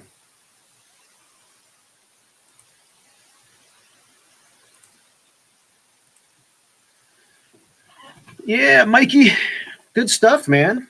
I got a bonus one for us. Hold on. What do you got? Different track or Groundhog Eyes. You can bet it on offshore for Groundhog Day tomorrow. Okay, there's a horse called Groundhog something running today. Hold the groundhog up and see if it sees its shadow. if the groundhog sees its shadow, which means an early spring, is minus 350 according to the betting odds, and if more winter, if it sees its shadow, it's plus 220. Okay. Yeah, you know what? Pennsylvania. This is big stuff. Let me guess. You bet the coin flip at the Super Bowl. No, but this is good stuff for the coin flip. The groundhog is a 139-year-old groundhog. Okay, so he's got a pretty good history. No Shadow has only hit twice in a row, one time in the 139-year history, and it is minus 350. You're getting plus 225 on Shadow. Which it's just strictly odds. Strictly odds. You know, if you're even calling it coin flip now. You know, that's worth mentioning. I went last year and actually saw the groundhog see its shadow in person. It was fun. Everybody should do it once. That's a big thing out in that area over there. There's nothing else going on. It's like in the hills of Pennsylvania. Did you ever see that movie Groundhog Day with Bill Murray? Excellent movie. Imagine experiencing a day at the track. Imagine the day that we all flew out to watch Incensed run dead last around the track at Santa Anita repeatedly. Oh, man. I flew out to Santa Anita with my brother, my cousin, and my sister-in-law. New Year's Eve, we watched Incensed run down the hill, ran a bang-out race. Yeah. And guess what? He got nosed out, if you remember this, by his stablemate, Pete Miller's other horse. Yeah. Oh, man, that was... And by the way, do you remember the name of that horse? The name of that horse, I believe, was a Breeders' Cup winner. Richard's Kid. I think it was. Was it Richard's Kid or? I don't know. One of those horses. There was another one. There was a sprint horse. Anyway. We ran against all of them out there. Yeah, That's the best horse that we ever owned, and we didn't make any money with it. It's crazy. Yeah, I know. It was the wrong spots. I mean, that's what you run into though. When you're in California, you either make the big money or you're just there for fun. Yeah. We were there for fun, I guess. Yeah, we'll have to do it again. We'll have to get a little modest, get a horse, see what we can do with it, come up with a game plan, claim one, or. Yeah, that was an excellent, that was a great claim. I mean, you guys came up with it that time. Yeah, my dad came up with it. I don't. My dad knows how to look at all that stuff. As soon as I saw it, I was like, "This is great," because my horse, Fancy Ticket, had just been claimed that same week, so the money was right there in the account, and we just traded one for the other. It was fun. He gave us some thrills. He was right there, and it was a good time. So, Mikey, I was laying in bed and I'm all mad about the Chiefs beating the Bills because I bet the Bills. I had several parlays and I would have closed out like a ton of parlays for a lot of money if the Bills covered 2. I don't know why we didn't kick extra points, but the fact that they lost was pissing me off. But I was thinking of the game against the Chiefs. You're a big Bengals fan. Mm-hmm. And I'm thinking about that one ill-fated Sunday where they call a phantom PI on a Hail Mary. Mm-hmm. It kept Buffalo from getting the number 1 seed in a home playoff game, and it kept the Bengals out of the playoffs. There were so many things. If that call isn't made, who knows what is going on right now? And who's how far do the Bengals go? The Bills probably win at home. All because of that. Remember that play? That was just atrocious. Week two. Yeah. I mean, they did that. They missed a kick in overtime against the Ravens that should have went their way. They missed a 2-point conversion to beat the Ravens in Baltimore. They had a million chances. If they win one of any of those games, the whole story is different. But, I don't think that their defense was good enough to really take them that far this year anyway. So maybe it's a different heartbreak. But Cincinnati was getting hot. Yeah. And they played decent defense, decent. For Their the offense, who had a better offense than the Bengals the last month of the season? I mean, it's hard to come up with one.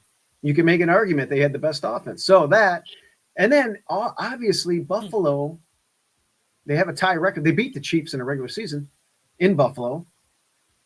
The game's in Buffalo if they don't call that PI and Bengals win that game. Buffalo beats the Chiefs at home, I'm convinced.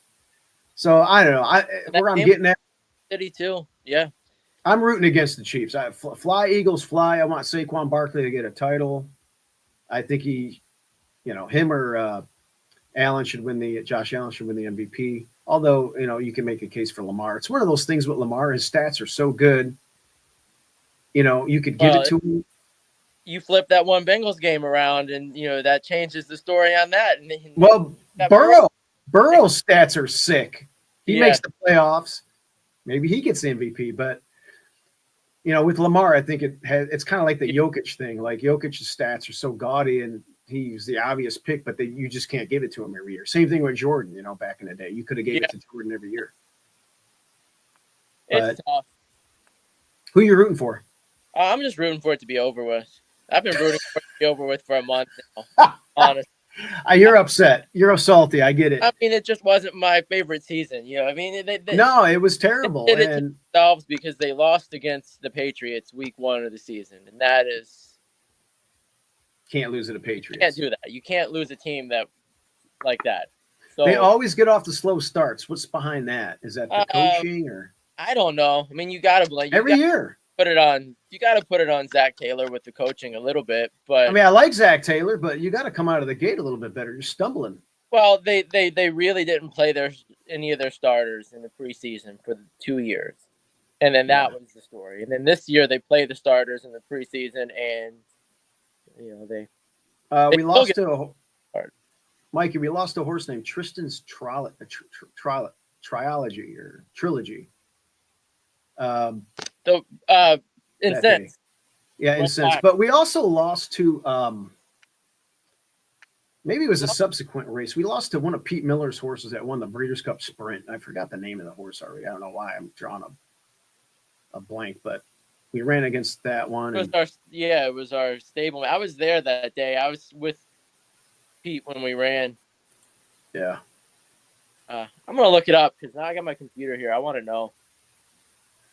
What's this, Nick? Find a 3-year-old that can get into the Derby running in a 5-horse setting at prep.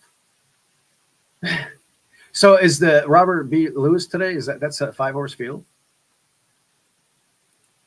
Yeah, we knew about that, Tom. I knew it was Pete Miller that beat us because I saw Pete get in the winner's circle. Yeah. And I was like, we were frowning. Man. We were like, oh, man, because we were there for New Year's party. That's how important we are.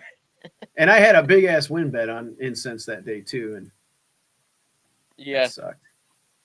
Actually, Incense, his first race off the plane, we brought him back too quick, and we ran against one of Pete's buzzsaws that won that day that went on to win the Breeders' Cup. And I'm dying to know. Are you looking it up? I'm looking it up. I'm dying to. I forgot the name of the horse. It was a really good horse. I want to say it won 2 Breeders' Cups. Maybe I'm wrong. I don't know. I can't believe I'm drawing a blank. We all are. That one. I mean, I remember the horse because it's the first race I think off the plane in California. And that was a Pete Miller horse too, I think. That one. Maybe I'm wrong, but I got it. I'm scrolling. Oh. Arlington. Man, it's funny that we ran second so many times in a row. Yeah. We ran second at Indiana, ran second at Calder, ran second at Churchill that night. Oh yeah, I remember that. That was a nice race. Yeah, we 5 furlong sprint to open the card that night. We lost to a horse, Expected Ruler. Who I expect. Yeah. I remember Globe. Was there a horse named Yeah, Expected Ruler was there. when we ran second. Yeah, Expected Ruler was really good. Yeah, I saw somebody said that horse just recently passed away. He was like a pet to the family. Tom I said think we Ryan finished. that or somebody. Tom said we finished 11th off that.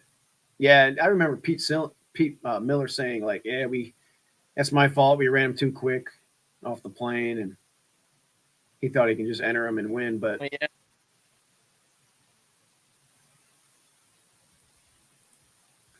lesson learned is when your trainer beats your horse, fire him.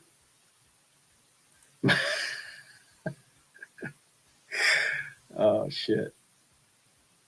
I would have had no objection. Yeah, there it is. Hey, we finally did win a race out there. Maybe the horse didn't win that day. No, I'm on it. It was. I know the race you're talking about. The horse might not have won, Mikey, but it was Roy H. beat us. Roy H. That's the horse. That horse won the Breeders' Cup. Yeah, because Breeders' Cup Sprint. I almost had the pick 5 that day, but I cut half my ticket. I ended up hitting the pick 3. I had that horse Bar of Gold that was like paid like $200 and some. Yeah. Roy H. Yeah, I remember because I was standing when we ran. I was I know I was out there that day. Norberto Arroyo rode for us. Where did Roy H. finish in that? He won easy. We were over him, or no, we were about the same price. Yeah. Fine into stretch weekend. We finished 8th. I mean, Incensed, he had a little bit of a throat issue. He had a throat issue. Who knows how good he would have been if he didn't have that. But then again, my dad always said if he didn't have that throat issue, we would have never got the horse. We would have never had him. He would have never been offered up for a 25 maiden. Yeah. And we didn't know he had a throat issue until we got him. That golf on the Pegasus card, the first ever Pegasus, man. We finished. I think we lost by Rainbow Air, Pay Any Price, Mongolian Saturday. We were right there. Yeah, blanket. Carlos Montalvo. Yeah, blanket finish. Long on Power Alert. Those were really good racehorses we ran against. Yeah, that was a who's who list, and I think Rainbow Air came back and won the Breeders' Cup Turf Sprint. If my memory serves me correct, I have to double check, but.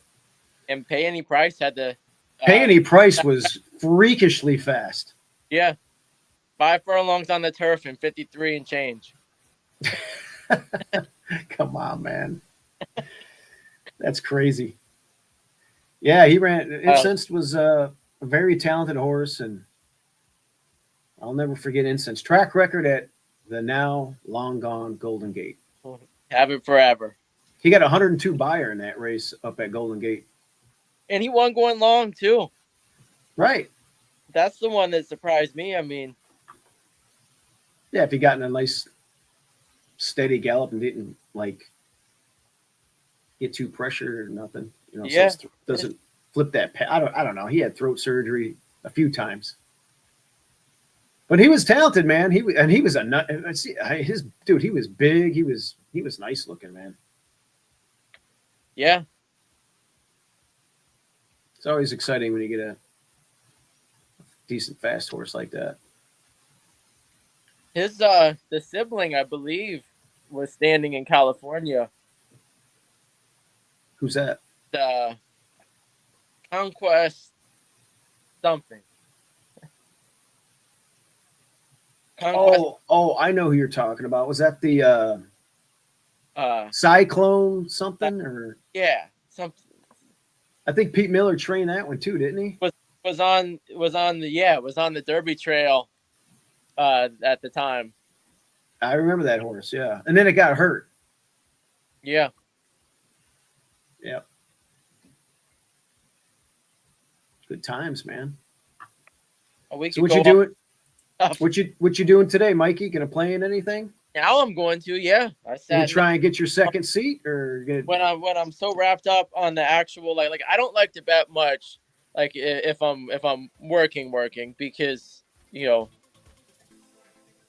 gets too much in my mind. I'm looking at a race like, hey, if this rider rides a bad race, I'm gonna go take it. We're gonna ride it next time out. So, I get too clouded up with like my professional side of things to really even sit and think. But it's nice to clear your head and do this sometimes. yeah, 100%. I gotta get geared up for the NHC. I've been taking Turfway and Tampa notes a lot. I'll lean on you for the Tampa and Turfway stuff. Yeah, I figure I'll poke in at Oaklawn, but I'll trust. I'll have a database of Oaklawn stuff by then, and I'll focus in on Tampa. We'll do it like we always would. Yeah. I'm gonna be in that Oaklawn tournament. Oh, here we go. I tell you. Oh yeah, Conquest Fahrenheit. Yeah. There you go. That's right. That's the horse, and that horse was really talented, and that one had a career-ending injury. I'm gonna just play in that Oaklawn $500 Twin Spires contest. I'm not playing in the FloCal. I just with Oaklawn going on, it's not part of it. Yeah, I made one attempt yesterday to try to make my way in. I'm not gonna force it. I got no interest in watching Gulfstream hardly at all anymore. So yeah, I like Santa Anita. Gulfstream, believe it or not, I don't mind the route races on synthetic. Yeah. I can handicap those pretty well, and I know a lot of those horses. But I don't know. It's a grind, man. It's starting like in 20 minutes, and then you're there till 7 o'clock at night. Yeah. It's a live event. You can't leave your computer, really. I mean, yeah, you're either going to play in it or you're not. Yeah, you could put all your picks in and go play golf, but you might as well just not even play at that point. Right. You got so much money into it. If I won an entry, try to just cheaply qualify for stuff, and if some Saturdays when I'm kind of on the fence, I'll try to play something. And if I make it in, I make it in. If I don't, I go do something else with my day. Yeah, if I won an entry, I would maybe handicap some of it, just put a bunch of picks in, come back later and check it out.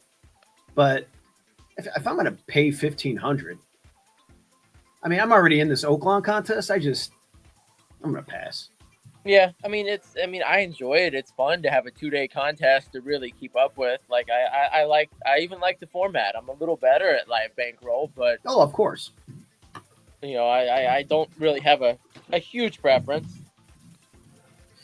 I'll probably go live later. I think Dylan Donnelly and Justin Dew and some of them guys will want to come on. Yeah, cool. Caspers, Rich Nielsen, one of them guys. So I'll be doing that.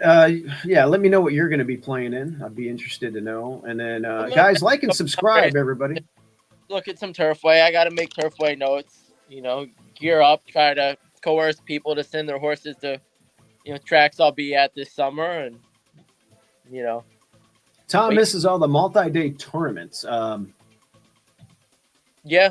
One of my favorite ones was the Win tournament that they would do. That was... They have it in early August. It was just Saratoga and Del Mar.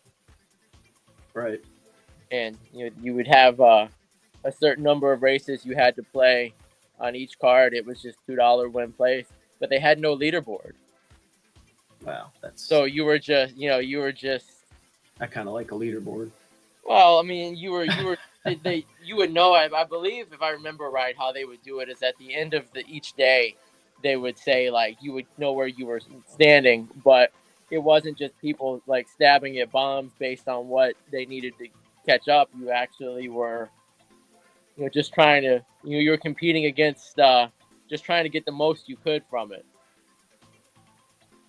But I don't know. It's tough in those tournaments though when you've got like the year at the NHC when I went to bed I was in 12th place. It's no fun trying to sleep that night for day 2. You heard about what happened to me last year. Yeah, I remember I was keeping up with it. That was terrible. Yeah. It's actually embarrassing. It's embarrassing. Well, it's the same thing. You're in that spot and you make a conscious decision to go after it, and whatever happens, happens. I played too aggressive Mhm. day two. When you have two entries in the top 10, Yeah. probably should maybe, I don't know. I probably should have did something different. I'm sure there's gonna be some people that say, hey, no, keep playing how you're playing. And others are gonna say, no, why don't you play more conservative? So, Well, I mean, sometimes it breaks your way, sometimes it doesn't. You know. you already got a big fan here, Tom. Thanks for taking the time for this, Mikey. Appreciate it. Yeah, Tom's a good friend he's down in well, I don't think he's in Arkansas. Tom, are you from Tom goes to Oaklawn a lot. And he's a good horse player. He's a preacher too. Great. So that's always good. God is good. So you're not interested in the Super Bowl. I want the Eagles to win. At all. I do like the promotion that DraftKings does with the King of the End Zone that they did. I was able to hit one of those for you just pick anytime touchdown or whatever, and if you're right, they give split a $2 million bonus bet between anyone who picks it. Yeah. And I got one. I played the Chargers, or not the Chargers, the Rams defense. And I woke up the next morning and had a $365 bonus bet on my account. I think pitchers and catchers are reporting, Mikey. Yeah. You're a Reds fan, right? Yeah, they got Terry Francona now. That's our big pickup. De La Cruz, man. It's hard to watch because I know De La Cruz and all the good players. I mean, how are they going to, you get somebody that's that good. How are they going to keep them when their contract runs out? So now I'm looking at it. They're either going to have to break the bank to, hold on, or, somebody else gets them. Yeah, Cubs have made some moves. They're going to have a killer rotation. Last year, their bullpen was terrible. They bolstered that a little bit. So we'll see what the Cubs do. I'm excited about the pitching, and the lineup doesn't look bad either. They made a few moves. We'll see what happens. I was thinking about the other day is how the NHC this year is the same weekend as the conference tournaments in basketball, and if only the Pac-12 conference tournament, if the Pac-12 still existed, I would be there right after the races on most nights, because they would have that in Vegas. Yeah, I like I fill out my bracket, the conference championship stuff. Well, David Rohn does a conference championship pool every year where you pick. I think there's 8 different conferences, and you pick a 1 seed, a 2 seed, a 3 seed, a 4, 5, 6, 7, 8, or higher from each, and then just follow them through the conference tournaments. And it gives me $20 worth of gambling excitement for 5 days, so you can't beat that. No. But we'll be in the middle of the NHC, but on the bright side, David will be there. So, hey, when you get your rooms for the NHC, get rooms at the Paris. You can do that now? Yeah, it's part of the same thing. You just walk over. Yeah. There's better restaurants and everything over there. Yeah. The one tower is part of the Paris now, because I used to like staying there.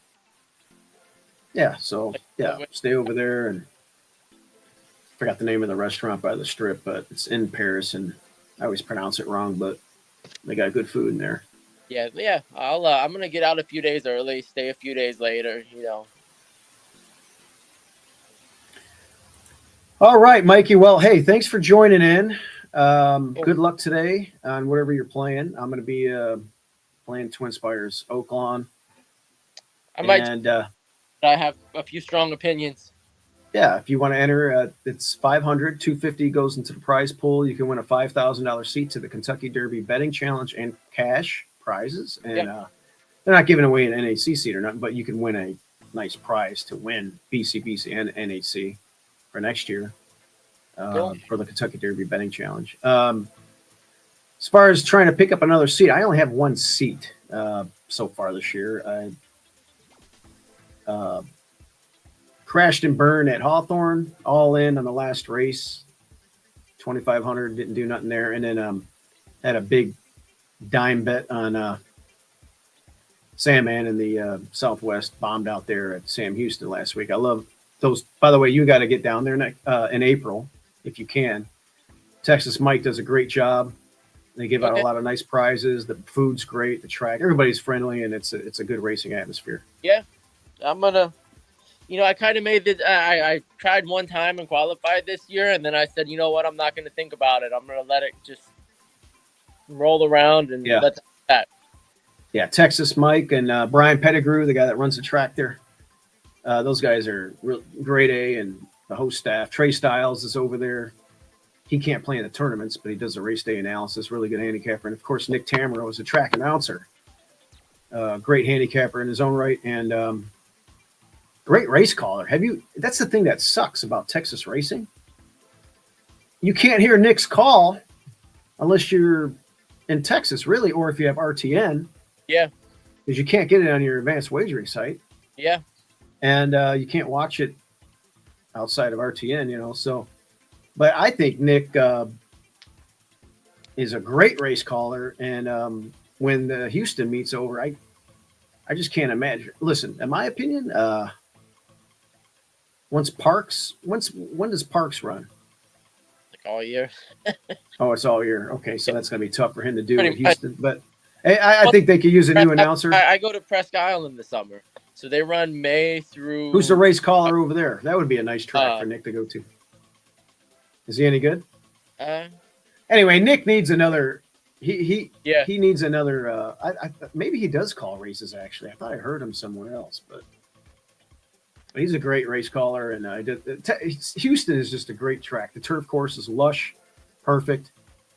They did have an insane track bias on the rail during the tournament, though, and unfortunately, I recognized the 42-1 shot, and I didn't have any bankroll left.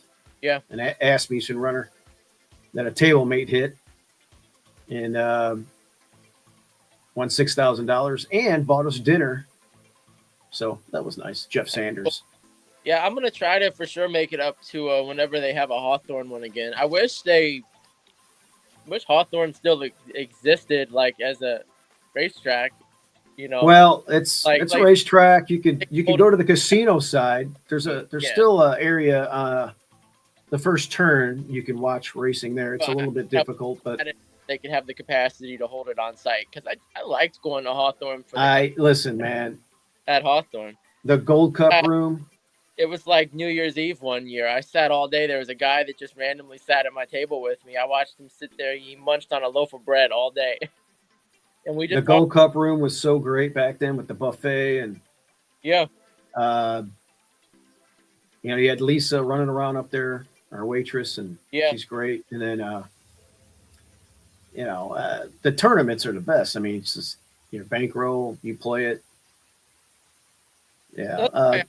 If I'm gonna go play like a live bankroll contest, I'm only gonna bet a handful of races throughout the day, so I at least want to hang out and have fun. Otherwise, I'm just staring at my feet. In 10 years, Texas will be the hottest circuit in the country if HISA is not terminated. Is not terminated, or is terminated? Yeah, HISA. I'm gonna go ahead and put my money down on it being terminated, personally. Yeah, I just don't. Nobody likes it. It's a big oversight run by people I think that aren't even involved in racing. No, they're absolutely just there to collect money and do busy work. And I think we need some type of a racing commission. I do believe that. Yeah, I do believe that the intent behind some of it is probably good for the business to last, but they can't afford to do the level that they can't afford to do the level of testing that's needed in a lot of cases.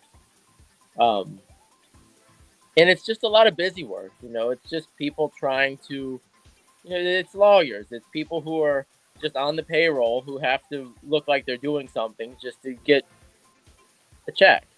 And the check doesn't come from the air. The check comes from the people who put money in the business, and the business is barely limping along in a lot of places as it is. So, that's a recipe for failure. There should be some level of uniform agreed upon rules, but, you kind of have to look at how much it costs to do it and what it's actually helping.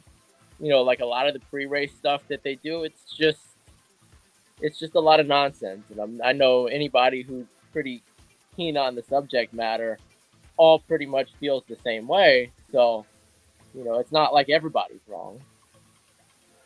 Yeah, it's everybody's getting sick of it, and it's not good for racing. This racing in general is kind of. I mean, Chicago is sport. Like they can't treat it the same way that they treat like UFC fighters and boxing and things like that, because there's so many people involved. There's the animal, there's the human element that goes into it. There's all the people that come in contact with the animal.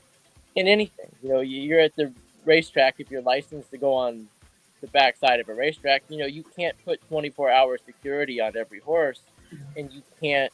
It's like a bunch of cords just tangled together. Sometimes, like it's impossible to unravel it all to get to the bottom of stuff. So what they do is just throw everything at the wall and see what sticks. If you really went through some of the things that are against the rules, it would be mind-blowing to anyone just to see like what you're not allowed to have in your possession, what you're not. Obviously a lot of these things are for the good. Well, I'll tell you what I don't like. When they're sticking your horse for a blood sample hours before a race and happening multiple times. Yeah. That's bullshit. Yeah.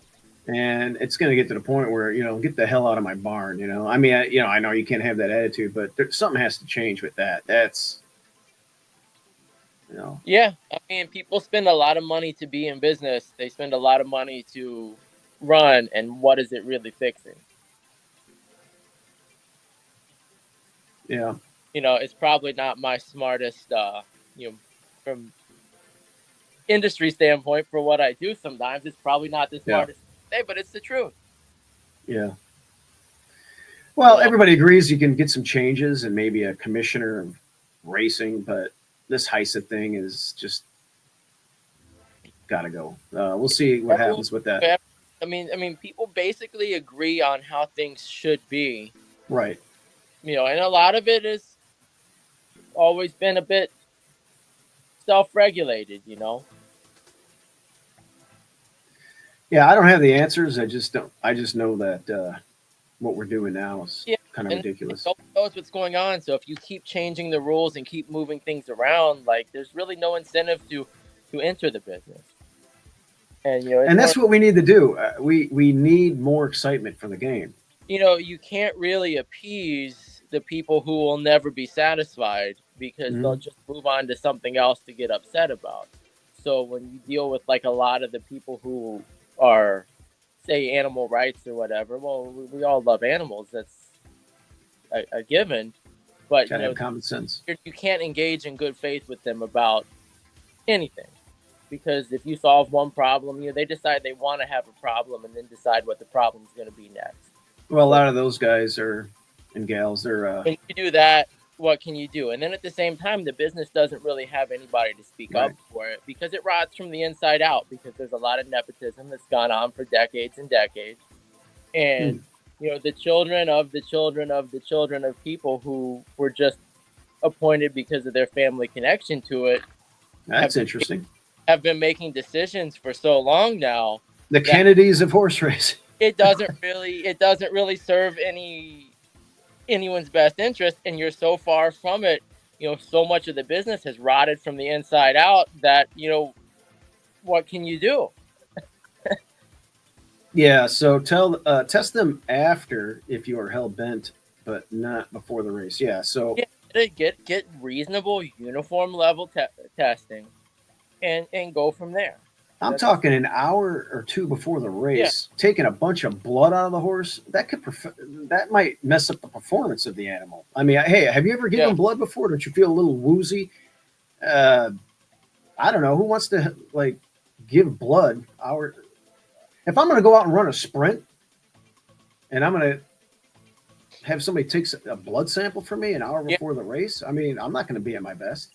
Yeah, and I mean, it's common sense. Like, I don't like how they would, in some cases, have went around, like, just looking for things, doing random searches, doing stuff with these for trainers who,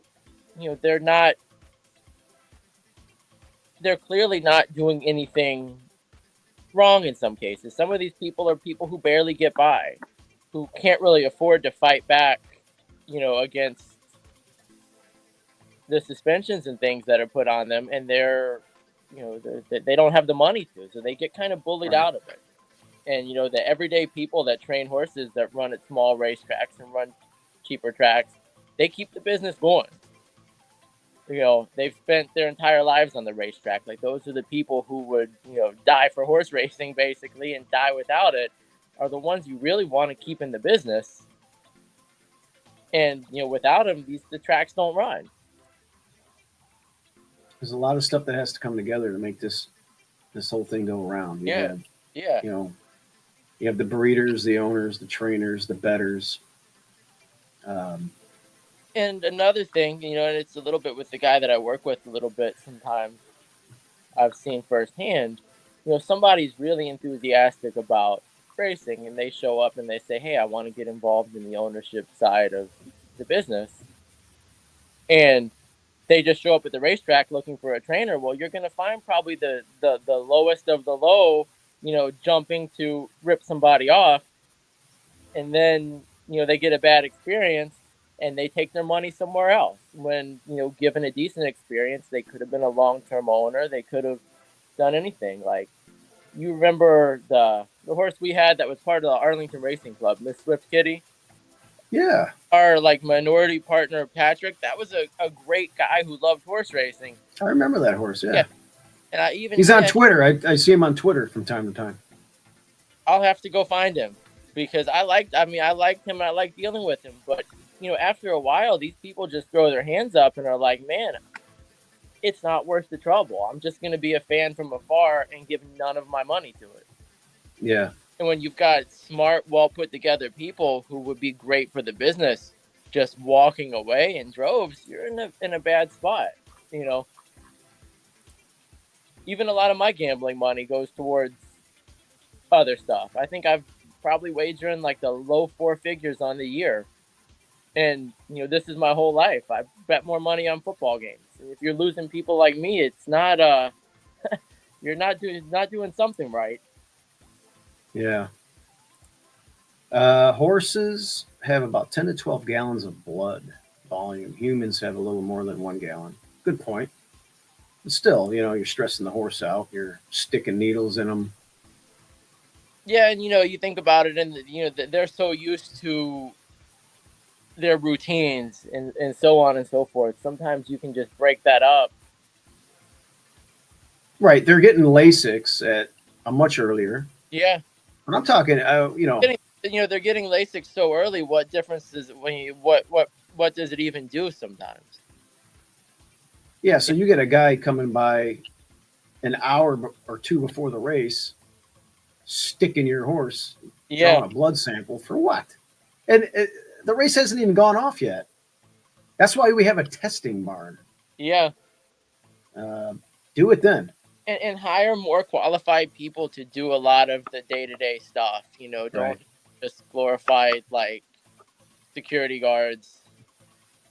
No offense to security guards. I was one for 5 years. So I guess you had a uniform and all that shit? You have a taser? Oh, I had a flashlight, but it was heavy. Oh yeah, one like this. I parked cars for the concerts in Riverdow's parking lot. Yeah, I had one of those. Oh, that's funny. Whack somebody in the back of the head with a flashlight. On about 20,000 with it. So the added stress of the blood draws in your as valid point here, not the amount of blood. Yeah, right. So yeah. Some horses get more nervous than others, but you kind of you don't want them to sour on racing either. So there's so many different ways to look at it.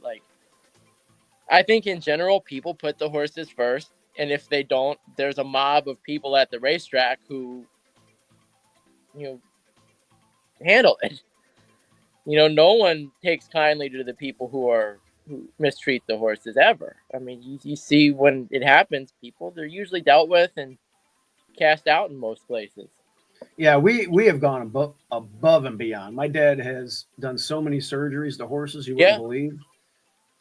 He's always given away to good homes. He is always looking for the best welfare of the horse.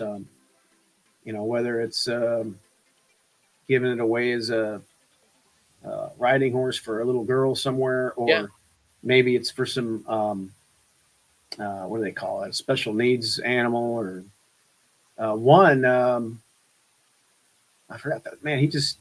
I know he's listening. We gave one horse away. I forgot the name of the group. Anyway, we've always done what's best for the horse, and unfortunately, there's a lot of nefarious people that don't do that. They'll run.